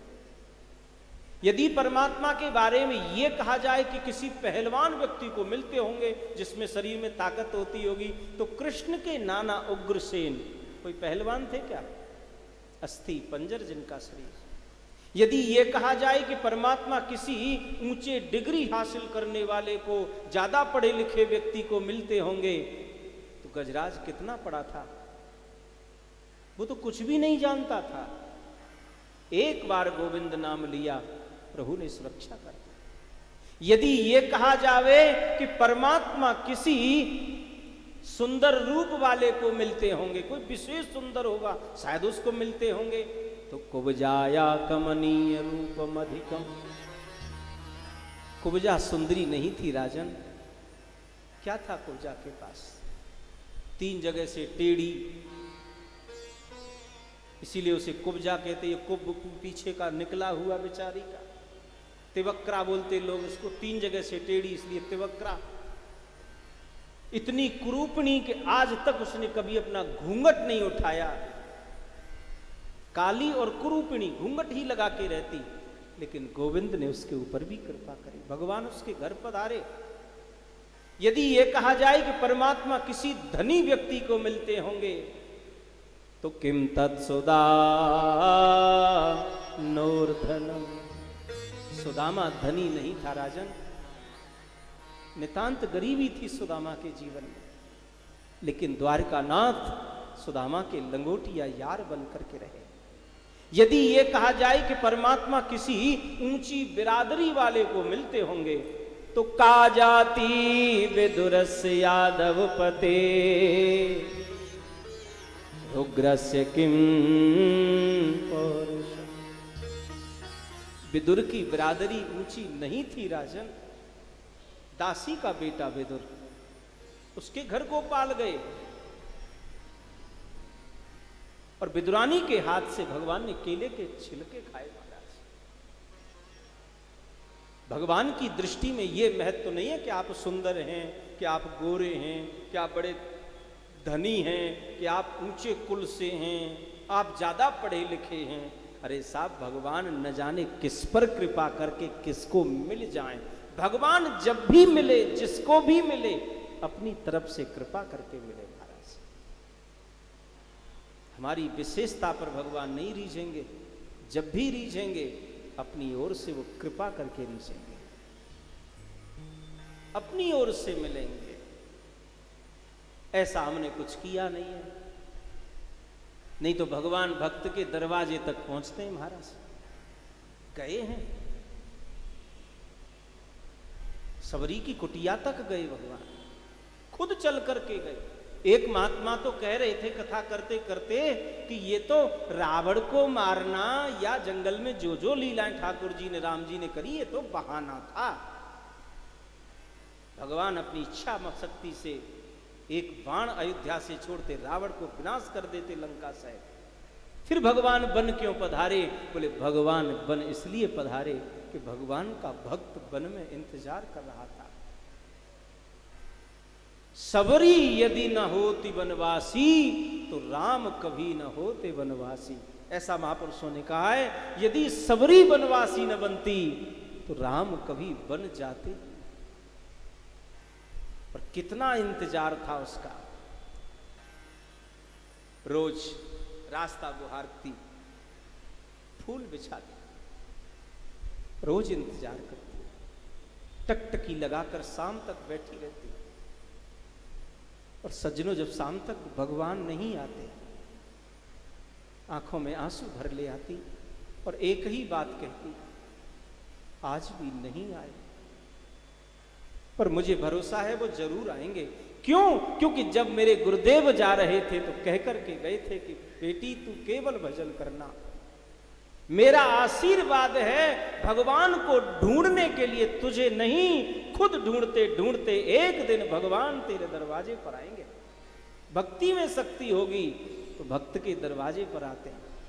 अब उसने तो इतना प्रतीक्षा करी, इतनी सेवा, रोज झाड़ू बुहार है, अरे महाराज रोज फूल बिछावे, अरे इतना तो हम नहीं कर सकते, पर कम से कम अपने आंगन में तो झाड़ू लगा लें। इतनी गंदगी भरी पड़ी हमारे आंगन में, हम बाहर से जितने स्वच्छ दिख रहे हैं उतने स्वच्छ अंदर से हैं नहीं, जितने बाहर से स्वच्छ दिख रहे हैं उतने ही अंदर से अपवित्र हैं महाराज। विचार भावना इतनी दूषित हैं हमारी, क्या कहें। बाहर से तो स्वच्छ रहना ही है, बाहर से ज्यादा हमें अंदर से पवित्र होना है, यही कथा का संदेश है। इसलिए आप गली में न लगा सको, उस रास्ते में झाड़ू न लगा सको, तो अपने अंदर के इस आंगन में तो कम से कम कभी कभी झाड़ू लगा लो, नहीं तो कैसे आएंगे ठाकुर।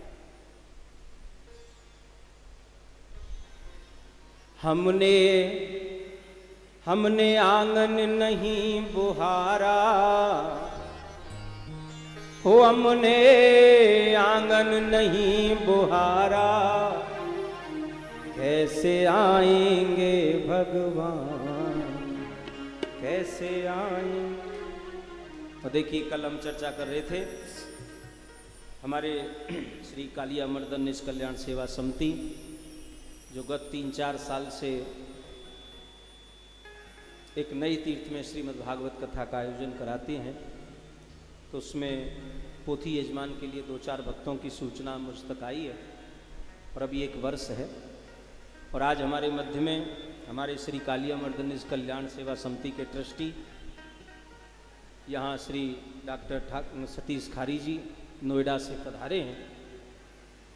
तो वो अभी कथा चल रही थी तो उस समय थोड़ा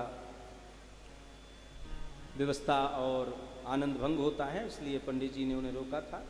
अभी भजन का आनंद लेंगे आप, और आप मंच पर आकर के आशीर्वाद। हमने आंगन नहीं बुहारा, भगवान आए तो कैसे आए, हमने किया ही कुछ नहीं सा। हमने आंगन नहीं बुहारा, हमने आंगन नहीं बुहारा, कैसे आएंगे भगवान, कैसे आएंगे भगवान। हमने आंगन नहीं बुहारा, कैसे आएंगे भगवान, कैसे आएंगे भगवान। हमने आंगन नहीं बुहारा,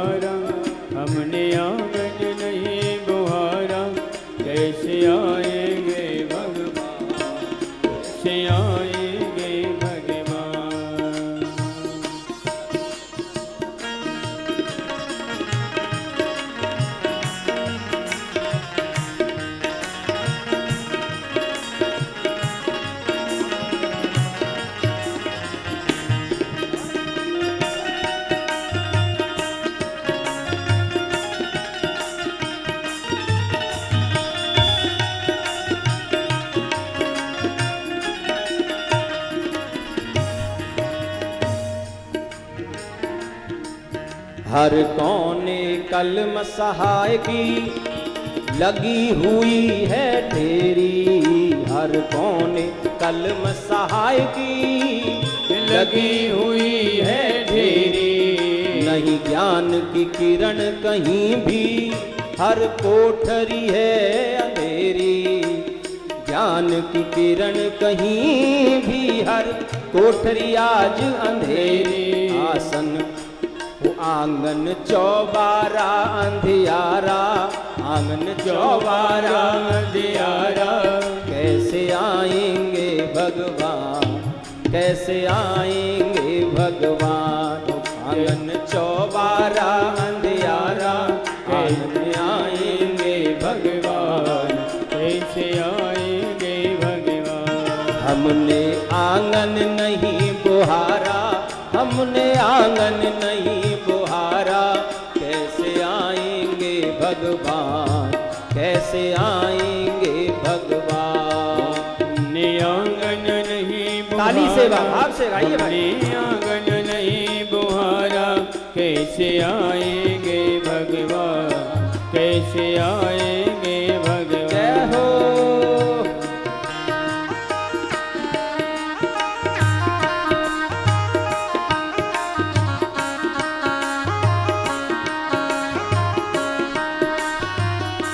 जय हो।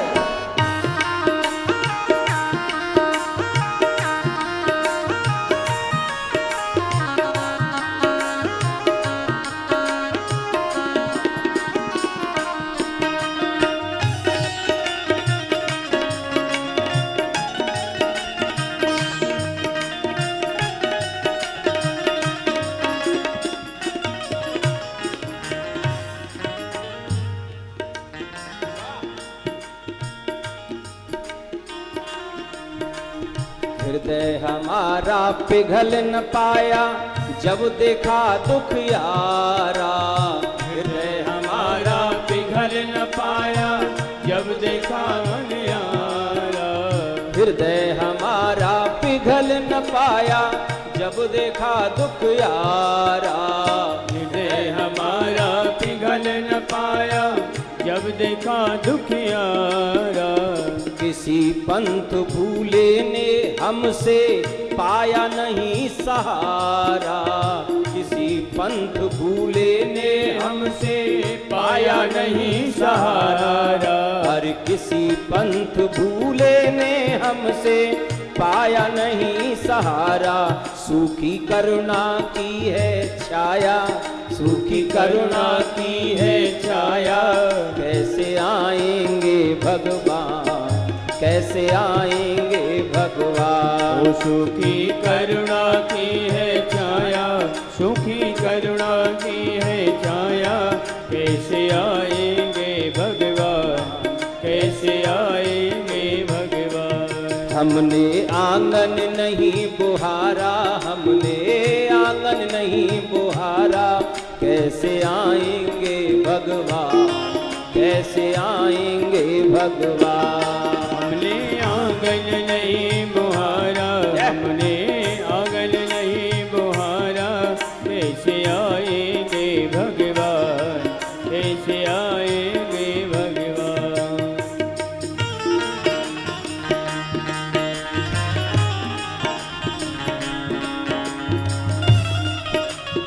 बोलिए भागवत भगवान की जय हो।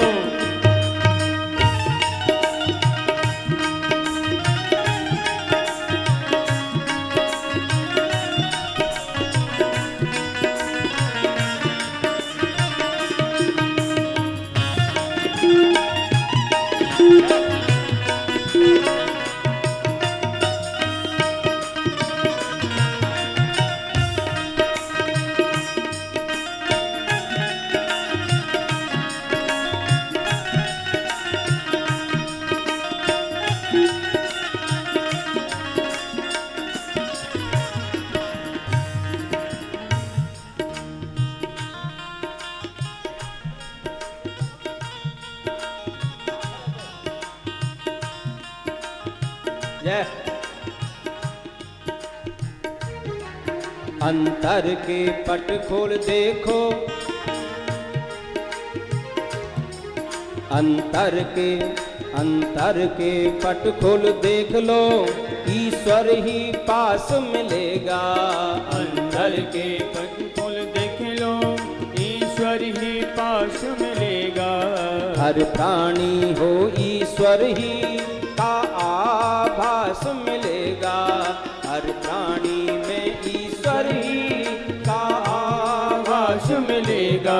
सच्चे मन से नहीं पुकारा, सच्चे मन से नहीं पुकारा, कैसे आएंगे भगवान, कैसे आएंगे भगवान। ओ सच्चे मन से नहीं पुकारा, सच्चे मन से नहीं पुकारा, कैसे आएंगे भगवान, कैसे आएंगे भगवान। हमने आंगन नहीं बुहारा, हमने आंगन नहीं बुहारा, कैसे आएंगे भगवान, कैसे आएंगे भगवान। हमने आंगन नहीं बुहारा, हमने आंगन नहीं बुहारा, कैसे आएंगे भगवान, कैसे आएंगे भगवान।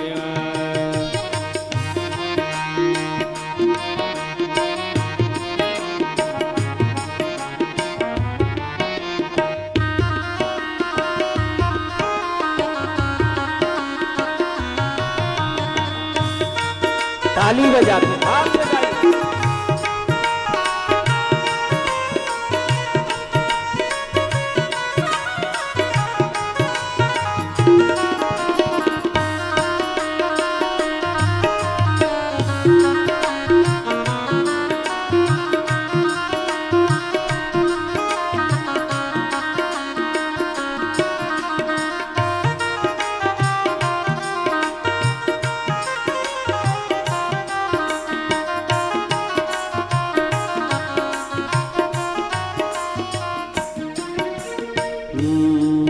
निर्मल मन हो तो रघुनायक सबरी के घर भी जाते।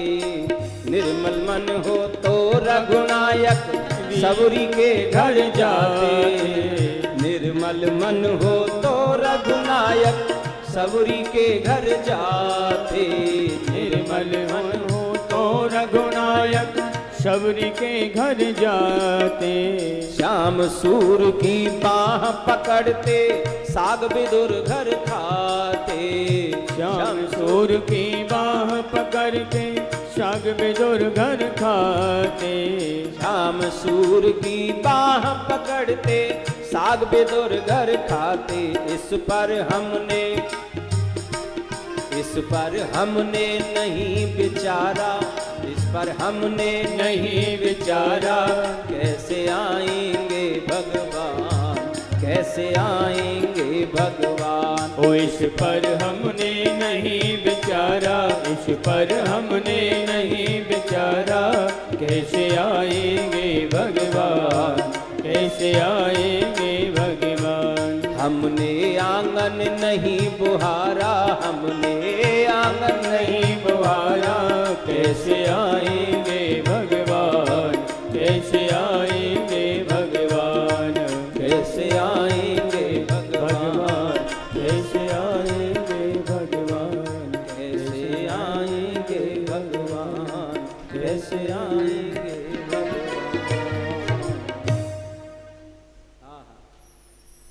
निर्मल मन हो तो रघुनायक सबरी के घर जाते। भगवत प्राप्ति का सरल सहज साधन एक ही है, वो है निर्मल मन। मन को निर्मल बना लो, बस हो गया काम। अब कथा तो रोज सुनो, रोज कहो, रोज कराओ, पूजन रोज करो, और मन में यदि मल भरा हुआ है, मन मैला है, तो क्या फायदा। और निर्मल मन जन सो मोहि पावा, या को हम पाठ भी रोज करें। कुछ चौपाई इतनी सहज हैं, हर व्यक्ति याद कर लेता है, हर व्यक्ति को याद हो जाती हैं, और सहज में हम पाठ में पूजन में बोलते ही रहते हैं। इसको भी हम बार बार कहते हैं, निर्मल मन जन सो मोहि पावा, मोहि कपट छल छिद्र न भावा। और दूसरे को समझाने को भी बोलते, देखो ठाकुर जी ने ऐसा लिखा है, पर खुद नहीं समझ पा रहे हैं हम। निर्मल मन जन सो मोहि, निर्मल मन हो तो रघुनायक सबरी के घर जाते, सूर श्याम की बाह पकड़ते, साग विदुर घर खाते। हमने इस पर नहीं विचारा, कैसे आएंगे भगवान, कैसे आएंगे भगवान। हमने आंगन नहीं बुहारा,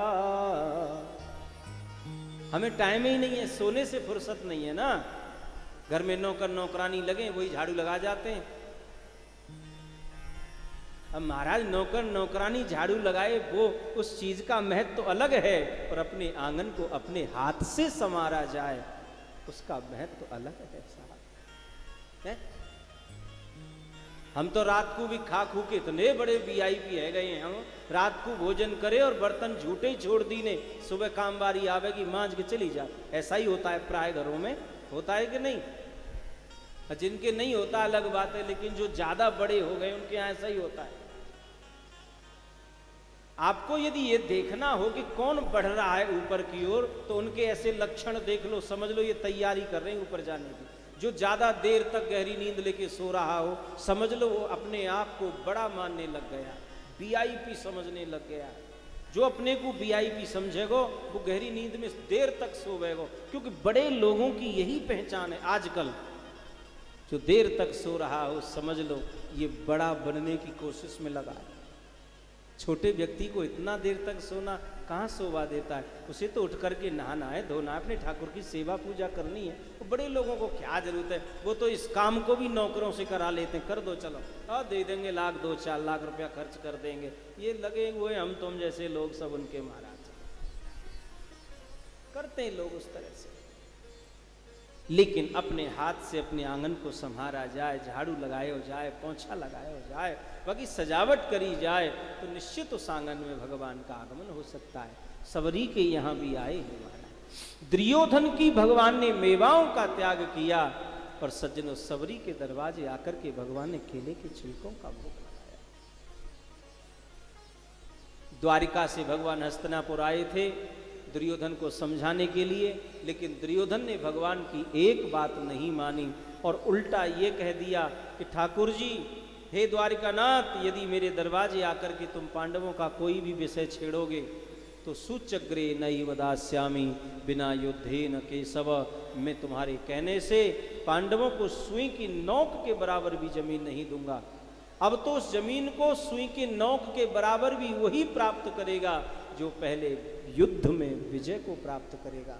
भगवान समझ गए दुर्योधन की बुद्धि मलिन हो गई है, इससे अच्छी बातें अच्छी नहीं लग रही हैं। धृतराष्ट्र ने समझाया, तू भगवान को ऐसे बोल रहा है, ये यदि हमारे विपरीत चलेंगे तो विजय प्राप्त नहीं होगी, इनको कैसे भी करके अपने पक्ष में लेने का प्रयास कर ले। तो दुर्योधन ने बनावटी चेहरा का ऐसा रूप बनाया, बनावटी हंसी हंस करके कहा, माफ कर देना गोपाल, मुझसे गलती हो गई, और पता नहीं ऊपर से क्या क्या बोल गया मैं आपसे, पर अंतःकरण बड़ा शुद्ध है मेरा, आत्मा निर्मल है, मन साफ है। चलो छोड़ो ये राजनीति की बातें, पहले महल में पधारो, मेरी मैया ने आपके लिए 56 भोग बनाए, भोग के लिए पहले भोजन करो, उसके बाद में ये चर्चा होती रहेगी। तो भगवान ने बड़ी प्यारी बात कही यहाँ। भगवान कहते हैं, दुर्योधन, भोजन तो केवल 2 परिस्थितियों में होता है। एक तो भोजन कराने वाले के मन में श्रद्धा हो, तब भी भोजन हो जाता है।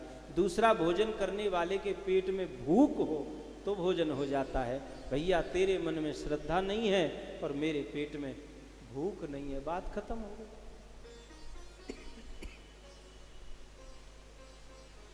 और भगवान कहते हैं कि भैया दुर्योधन, तेरे घर में कैसे कर सकता हूं भोजन? क्यों? क्योंकि बाबा तुलसीदास जी रामायण में लिखते हैं, आवत ही हर्षै नहीं, नयनन नहीं सने। जो कोई अपने संबंधी को, अपने प्रेमी को, किसी अपने को देख करके हर्षित न होता हो, या आप कहीं भी गए और आपको देख करके कोई प्रसन्न ना हुआ हो, उसकी आंखों में आपके प्रति स्नेह नहीं है, महापुरुष कहते हैं ऐसी जगह नहीं जाना चाहिए। अपमानित होकर जीने से अच्छा है मर जाओ। ठीक है, मट्टी तो ठिकाने लगी, भगवान शंकर भी सती से कहते हैं, सती जदप विरोध मान जहां कोई, तहां गए कल्याण न होई। जब सती जी ने बार बार जिद करी भगवान शंकर से, मैं अपने पिता के यज्ञ में जरूर जाऊंगी, भगवान ने कहा तुम जाओ, मैं मना नहीं करता, वो तुम्हारे पिता का घर है, पर हमारे लिए उन्होंने निमंत्रण नहीं भेजा। तो सती ने कहा तो पिता के घर भी निमंत्रण की अपेक्षा रखनी चाहिए? बोले बिल्कुल नहीं रखनी चाहिए। कुछ जगह ऐसी हैं कि जहां बिन बुलाए भी जाना चाहिए, पर हमारे जाने पर सामने वाले के मन में विरोध पैदा होता हो तो चाहे वो हमारा कितना भी अपना सगा क्यों ना हो, ऐसी जगह कभी नहीं जाना चाहिए। तुम्हारे पिता मुझसे विरोध मानते, मेरे साथ इसी कारण तुमने जो विवाह किया, इसी बात पर तुमसे भी विरोध रखते हैं, भले तुम उनकी बेटी हो, तुम्हारे वो पिता हैं। मैं तो यही कहूंगा ऐसी जगह जाना उचित नहीं है, पर तुम नहीं मानती, चली जाओ। और सती जी मानी भी नहीं।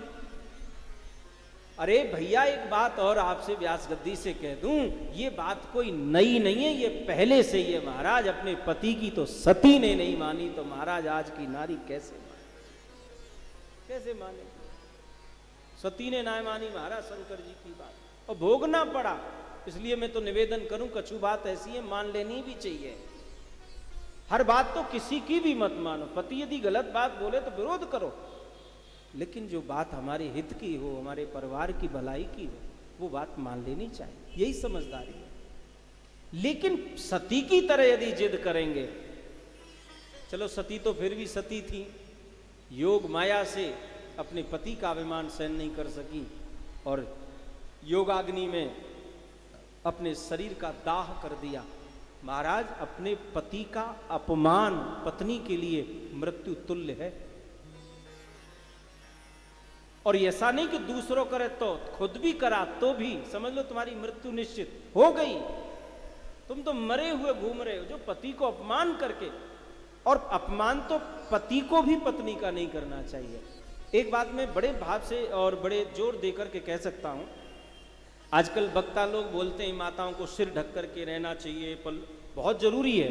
पर मैं सत्य कहता हूं आपसे, स्त्रियों को सिर ढकने की तो जरूरत है ही, पर स्त्रियों से ज्यादा मुझे लगता है पुरुषों को भी सिर ढकने की आवश्यकता है, पूजा में, पाठ में, कथा में, कीर्तन में। इसीलिए तो हमारे यहां विधान रहा है पगड़ी का। और आप देखना हर प्रांत की पगड़ी अलग है, हरियाणा की पगड़ी अलग है, पंजाब की अलग है, यूपी की अलग है, हमारे ब्रज की अलग है, गुजरात की पगड़ी अलग है, राजस्थान की पगड़ी अलग है। अरे हमारे तो राम श्याम प्रभु पगड़ी पहनते, देखो पहन के रखी है। माताओं को तो सिर ढकना ही चाहिए, लेकिन पुरुषों को भी सिर ढकने की आवश्यकता है।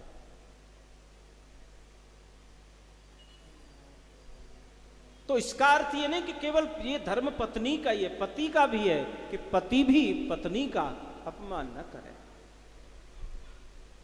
तो सती नहीं मानी, भगवान ने खूब समझाया, जदपि विरोध मान जहां कोई, तहां गए कल्याण न होई। और बाबा तुलसीदास जी लिखते हैं, आवत ही हर से नहीं, नैनन नहीं स्नेह, तुलसी वहां न जाइए, चाहे कंचन वर्षे में। सोने की बरसात कहीं हो रही हो, होने दो, हमारे क्या काम की है, ऐसी जगह हम नहीं जाएंगे। जो हमें देखकर के कोई विरोध रखता है, मन में कोई दूसरा भाव रखता हो, हमें देखकर उसे कोई तकलीफ होती है, तो ऐसी जगह कभी मत जाइए। उत्तमा मान मिच्छन्ति धनम मानंच मध्यमा। उत्तम कोटि के जो लोग होते हैं ना, वो धन को नहीं, वो सम्मान को महत्व देते हैं महाराज, सम्मान को। लेकिन दुर्योधन ने कहा, एक बात बताओ कन्हैया, तुम तो सीधे मेरे घर आए हो, अभी तुमने बाल भोग भी किया नहीं है, तो क्या भूखे ही रहोगे? नहीं नहीं, भूखा क्यों रहूंगा। भगवान ने कहा, विदुर काका के घर मेरा निमंत्रण है। और भीड़ में बैठे थे महात्मा विदुर, वहां बोले, बाप रे बाप, हमने कब निमंत्रण दिया? भोजन के बारे में तो इनसे हमारी कोई चर्चा ही नहीं हुई, और ये भरी सभा में कहते काका के घर मेरा निमंत्रण, और मेरे घर तो 12 वर्ष हो गए, कुछ भी नहीं घर में बना, इसको मैं खिलाऊंगा क्यों, खिलाऊंगा क्या? क्योंकि विदुर जी पहले दुर्योधन के मंत्री थे, महामंत्री, लेकिन एक दिन ऐसे ही विदुर जी समझा रहे थे धृतराष्ट्र को कि दुर्योधन को आप संभालो, इसको समझाओ, ये तुम्हारे कुल का नाश करने वाला बच्चा पैदा हुआ है, इसकी बुद्धि उल्टी है, आप इसे सलाह दो, समझाओ, पिता का कर्तव्य है। अब ये इसने सुन लिया था तो इसने मन में विचार किया कि मेरे पिता को मेरे विरोध में भड़का रहे हैं, तो इसने अपमानित करके महात्मा विदुर को घर से धक्का दे के बाहर कर दिया महाराज। और संत का अपराधी भगवान का प्रेमी कैसे हो सकता है साहब? साधवो हृदयम मह्यम साधु नाम हृदयम तो हम, भगवान कहते हैं संत का अपराधी मेरा प्रेमी नहीं हो सकता। अपमान कर दिया था इसने। फिर भी भगवान ने कहा देखो ऐसा है, मैं तो विदुर के घर भोजन कर लूंगा, मेरा निमंत्रण है। दुर्योधन ने हंस करके कहा अपने खाने का ठिकाना नहीं आजकल उसको, और तुम्हारा निमंत्रण कर दिया। बोले बेटा इसकी चिंता मुझे नहीं, इसकी चिंता तो उसी को होगी जिसने निमंत्रण दिया है। चल दिए भगवान। जैसे हम भगवान के मंदिर नंगे पैर चलकर जाते हैं नहीं, जाते थे पुराने जमाने में। अरे अब तो महाराज सूट बूट पहन के और सब, और आजकल तो जूता चप्पल नहीं, आदमी ऐसी कोशिश करे ठाकुर जी की छाती पे ही उतारे जाए, के मंदिर में ही ले जाए, भीतर सच बैठ जाए। तो वृंदावन में देखो बुरा हाल है महाराज, लोगों का गाड़ी ने जबरदस्ती गली में घुसा रहे हैं, पैदल निकलने को जगह नहीं मिल रही, और महाराज ट्रैफिक लग रहा हो चारों तरफ, लोग बाग परेशान दर्शनार्थी, पर बिन किए कई इच्छा कैसे करके बिहारी जी के गेट पे ही पहुंच जाए हमारी मारुति। कार में ही रुकनी चाहिए, बिहारी जी देख लें कि मैं मारुति में आया हूं बैठे। अरे भैया क्या दिखाना चाहते हो? हमारे कुछ भक्त लोग जाते हैं, हमारे तो आश्रम वैष्णो देवी के सामने दूर है, वहीं से जाम लगता है। तो जो चतुर लोग हैं जो जानते हैं इस बात को, वो हमारे अपने आश्रम पर गाड़ी खड़ी कर देते और 10 रुपए में टिर्री पकड़ते। टिर्री बोलते हमारे ब्रज में बाबू, रिक्शा, ई रिक्शा, 10 रुपया में ई रिक्शा पकड़े, छोटो सो हो महाराज, काऊ भी गली में है कि ले जा, कितनी भीड़ हो वृंदावन में, पर वो रिक्शन वाले काऊ काऊ गली में है कि ले जाके तुम्हें दर्शन करा ही देंगे। और जो शान शौकत में मरे जा रहे हो, गाड़ी तो उतर रही ना है, ना दर्शन मिले महाराज। पता लगी 3 घंटा जाम में ही फंसे रहे। कावे हो बोले मंदिर ही बंद है, वो जाओ कर्म फूटो भागो, तुम तो खाली यहाँ पे भीड़ करवे आए और कछु मिलो नहीं, डीजल फूको, समय खराब करे और दर्शन भी भय नहीं, लौट के बेचारे घर आए। कर आए दर्शन? अब झूठे ही बोलेंगे, हाँ कर आए दर्शन, हुए ही नहीं उनको। ये वैभव भगवान को दिखाने की जरूरत नहीं है, वैभव दुनिया वालों को दिखाते हो तो अच्छा, वैसे दिखाओ तो दुनिया वालों को भी नहीं, यहां एक से एक वैभव वाले रहे महाराज। सिकंदर इतना बड़ा धनी था इस दुनिया का, जिसके तिजोरी की चाबियां 40 ऊंटों पर लादी जाती थी। जरा सोचिए, हमारे आपके तरह नहीं है एक ही छल्ला में सबरे घर की चाबी, दुकान की चाबी, गाड़ी की चाबी, तिजोरी की चाबी एक ही छल्ला में और छल्ला जेब में। ना ना ना, उसके तिजोरी की चाबियां 40 ऊंटों पर लादी जाती थी। इतनी चाबी, इतनी तिजोरी थी उसके। वो भारत पर राज्य करना चाहता था, लेकिन ये ख्वाब उसका अधूरा ही रहा। एक दिन बीमार हुआ कि मर गया।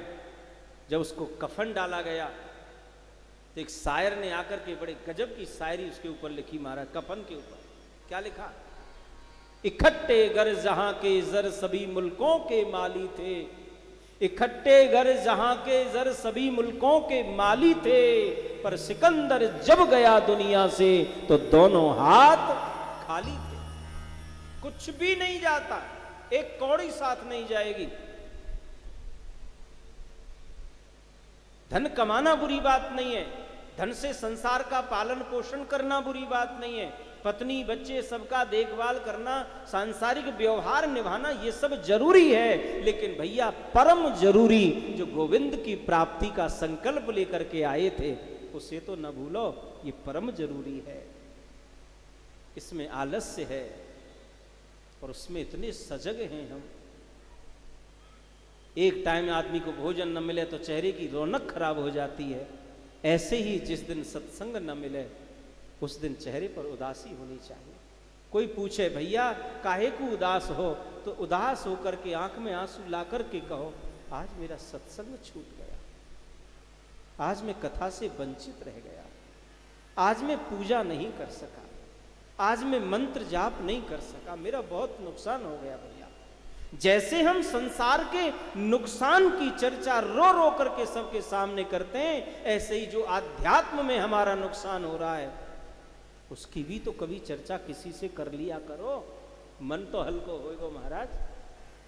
पर नहीं, उसके प्रति प्रेम ही नहीं, प्यार ही नहीं, लगाव ही नहीं। हाँ है जाए तो ठीक है, नहीं तो कोई बात नहीं, पर ऐसे बात बनेगी नहीं। तो जैसे हम लोग मंदिरों में नंगे चरण नंगे पैर चल करके जाते थे पुराने समय में, पर भगवान तो आज भी जब अपने भक्त के घर आते हैं नंगे चरण चल करके आते हैं। अरे जूता चप्पल लेके आओ ही मत, यहाँ जूता चप्पल लेके आओगे तो खटखट तो दिमाग में जूता चप्पलन की रहेगी, महाराज का कथा सुन पाओगे। मंदिर में खड़े दर्शन कर रहे हैं, दर्शन भले ही सामने दीख भगवान रहे, पर चित्त में तो जूता चप्पल ही बैठे भये। कहूँ ले न जाए, कल ही पहन के आई हूँ 350 रुपया की, और ये तो महाराज महीना में 4 जोड़ी पहने, चाहे घर में ढेर लगे हो चप्पलन को। पर महाराज माताओं के सामने एक बड़ी समस्या है। क्या समस्या है? घर की अलमारी में साड़ी रखने के लिए जगह नहीं है, पर इनसे पूछो तो एक कहेंगी मुँह पे साड़ी नहीं है। चलो वहाँ जानो, आज अपने मित्र के यहाँ पार्टी है, या चलो कथा में। अरे चलते तो सही, पर कहा करें महाराज हम पे तो साड़ी ना, कपड़ा ही ना। जब भी कहेंगी एक ही बात कहेंगी माताएं, हम पे कपड़े नहीं है, और घर में इनकी अलमारी ने देखो वहां में कपड़ा रखने को जगह नहीं है, भरी पड़ी है महाराज अलमारी। कितनी दूर चल करके आए हैं हम, बस इस गली से यहां तक आ गए, वहां से यहां। थोड़ा पैदल नंगे चरण चल के देखो तो सही, कितनो सुकून मिलेगो, कितनो आनंद मिलेगो, कितनो आराम मिलेगो। जिनके घुटनों में दर्द होता हो उनको कुछ दूर तक नंगे चरण चलना चाहिए, जहां से जब नीचे से थोड़ा सा दबाव पड़ेगा ना पैरों में, अरे महाराज सारे शरीर का ही दर्द खत्म हो जाएगा। कथा में आयो तो भी फ्री होकर के आओ, जूता चप्पल लाओ ही मती, झंझट ही खत्म। सबसे पहले आओ और ले प्रसाद, सबसे पहले सरक जाओ। कौन माथो मारेगा वहां जूता चप्पल ने ढूंढवे में, फिर लगेगा मैं ढूंढवे में मेरी कहाँ है, मेरी कहाँ। एक तो मिल गई, एक मिल रही ना है। और कछु कछु ऐसे महापुरुष होए महाराज, अपनी टूटी फटी निजा छोड़ जामे और नई सी चमकी सी देखी बिन्ने पहन के चले जामे। हमारे गुरुदेव कहा करते थे, भागवत कथा एक ऐसा शोरूम है या में हर चीज मिले। अब ये आजकल जो मॉल खुले जगह जगह, ये जो हाईवे प्लाजा वगैरह ये सब बने हुए हैं जिनमें सब चीज मिले, तो ये तो अब चले महाराज, ये तो बहुत पुरानो मॉल है, या में सब कछु मिले। आध्यात्म बारी को आध्यात्म मिले, जाकू संसार की कोई सिद्धि चाहिए वो जाकू यहाँ मिल जाए, जाकी रही भावना जैसी प्रभु मूरत देखी तिन तैसी। जो जिस भाव से आयो बाकू सब चीज मिले। जो खाली प्रसाद ही ले वे आयो बाकू प्रसाद मिल जाए। कोई ज्ञान ले वे आयो ज्ञान मिले, भक्ति वारे को भक्ति मिले, वैराग्य वारे को वैराग्य मिले, संसार के पदार्थ वाले को कामना सिद्धि के मंत्र मिले। बड़े अरे महाराज कहाँ नहीं मिले, सब चीज मिले यहाँ। कथा में आओ तो सही, ये तो कल्प वृक्ष है, कल्प वृक्ष के नीचे बैठो। जाके बेटा नहीं है भाई बेटा मिलेगो, जाके धन नहीं है भाई धन मिलेगो, जाके पति नहीं है भाई पति मिलेगो।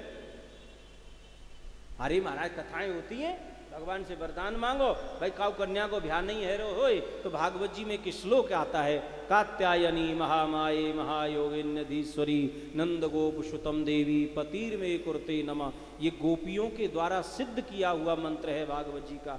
किसी कन्या के विवाह में किसी कारण से विलंब हो रहा हो, वह कन्या 1 महीने नियम से इस मंत्र का जाप कर ले, 1 महीने के अंदर अंदर अच्छे घर और अच्छे वर की प्राप्ति हो जाती है महाराज। ये भागवत जी की महिमा है। तो यह सब कुछ मिले। और काउ छोरा को ब्याह ना है रहे हो, वो यदि मंत्र जपे तो वहां को ब्याह है जाएगा महाराज। सब कुछ मिलेगा यहाँ पे। क्या चाहिए आपको? जीवन में अशांति है तो शांति को मंत्र यही मिलेगा महाराज। काऊ को धन चाहिए धन मिलेगो। कोई रोगी काया लेके आयो वह निरोगी तन चाहिए निरोगी काया, तो भगवान की कृपा से यहां सभी व्याधियों की औषधियां मिलती है महाराज।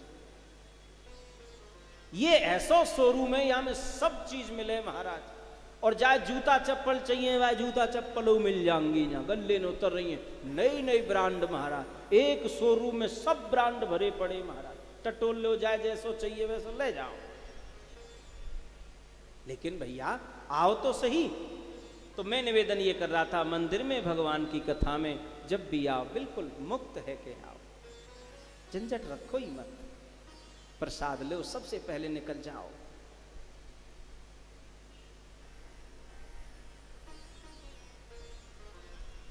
हमारे वृंदावन में जो वृंदावन की गोपियां हैं, आज भी जो ब्रज गोपी हैं, रोज बिहारी जी, राधा वल्लभ जी दर्शन करवे जामे, तो आप कभी भी देखना, एक तो वो सिर ढक कर के चुंदरी ओढ़ के जाएंगे जब भी घर से बाहर निकलेंगे। घर में आप कैसे भी रहो, आपकी इच्छा है, पर घर से जब बाहर निकलो तो माता बहनों को मैं कहूँगा अपना सिर ढक कर ही निकलो। अब भले ही मत ढको, कोई बात ना, ये तो भगवान के दरवाजे बैठे, कोई कहाँ कछु माताएं जो ढकवे लग गई ऐसे, बोले शर्म लग आई, महाराज जी कह रहे हैं। हाँ, कहे थे नहीं, ये तो खुद ही संस्कार होना चाहिए। अब और अब प्रमाण देख लो। अब भाई ये जो हमारी पुरानी माताएं यहाँ बैठी हुई हैं, जितनी भी माताएं देख लो, दर्शन कर लो, जो हमारी बुजुर्ग माताएं बैठी हुई हैं, देख सबके सिर पर पल्लू होंगे। काऊ काऊ की ना कह रहे हो बेचारी के नहीं समझ पा रहे हो, वो अलग बात है। और नहीं तो सिर ढकने की एक बहुत बड़ी मर्यादा हमारे हिंदू सनातन धर्म की। और पूजा में, पाठ में, कथा में आपने वहां देखा होगा, गुरुद्वारे में आप जाइए, वहां विधान है इस चीज। ये ऐसा नहीं कि उनके धर्म में ऐसा है, ना ना ना, ये चीजें बांटिए मत आप। ये विधान पूजा का सबके ये है। भगवान के जब भी सामने बैठे तो केवल स्त्री ही नहीं, पुरुष भी अपना सिर ढक कर के पूजा करे, नियम है ऐसा। पर वो उसका पालन करते हैं, हम लोग पालन नहीं करते, हम दिखावा करें। थोड़ी देर के लिए रूमाल रख भी लेंगे, फिर थोड़ी देर में उतार के धर देंगे, अरे भले महाराज गर्मी लग रही है, चलो ठीक है भैया। तो नियम का पालन विधान के लिए करना चाहिए। तो भगवान नंगे चरण चल करके विदुर जी के यहाँ आए हैं। अब विदुर जी तो गए गोपालों की नगरी में कुछ माखन मिश्री दूध दही लेने, अब घर में कोई था नहीं, विदुरानी घर में स्नान करी, उन्होंने ही स्वागत किया। प्रभु आप? विदुरानी बोली, कन्हैया बाहर क्यों खड़े हो, अंदर पधारो। कन्हैया अंदर आए, बोले काकी बड़ी जोर से भूख लगी है, कछु खाए हुए आए हुए को हो तो ले आओ। अब घर में और तो कुछ था नहीं महाराज। बोली तुम चिंता मत करो, काका जी आते होंगे तुम्हारे, बढ़िया बढ़िया पकवान बनाऊंगी, मुझे सब कुछ बनाना आता है, पर क्या करूं गोपाल, मेरे घर में बहुत दिन हो गए कुछ भी नहीं बना, पर आज मैं जरूर बनाऊंगी। पर सज्जनों, जब तक काका ना आवे तब तक कछु व्यवस्था तो होनी चाहिए। दौड़ी दौड़ी गई, केला के फल डलिया में भर के ले आए, कदली के फल लाके भगवान के सामने रखे। इतनी प्रेमार्द हो गई, इतनी पागल हो गई प्रेम में कि सज्जनों से पता ही नहीं रहा। केले के छिलका उतार उतार भगवान के सामने रखती जावे, और केला का जो फल होता है उसे निकाल कर दूर फेंकती जावे। और भगवान भी प्रेम में इतने भाव विभोर हो गए, इतने महाराज विदुरानी के भाव में खो गए कि भगवान केला का छिलका उठाते और आराम से प्रेम से भोग लगा के खा जाते महाराज। एक एक करके तकरीबन भगवान 10, 20, 30, 40 छिलका खा गए। बोलो जय श्री कृष्ण। अब भूख लग रही है ना, भूखो आदमी खा ही जाएगा महाराज। अब का भूखे आदमी बैठा दो, ले जाएगी ऊपर महाराज, बोले ले आ, गर्मा गर्म आंदे भैया। अब भूख में तो आदमी खावेगा ही भैया।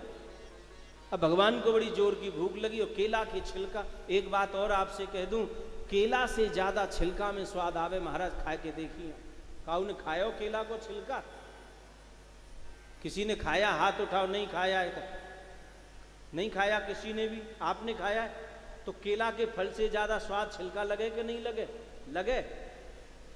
और मैं आपसे कहूँ, अब शाम को कथा के बाद जाइयो, सब 1-1 किलो केला ले जाओ अपने घर। वैसे तो सबके होंगी, नहीं हो तो ले जाना। केला ने निकाल दियो बाहर, और छिलका खाइयो, कम से कम केला वाले को तो भलो हो। हाँ।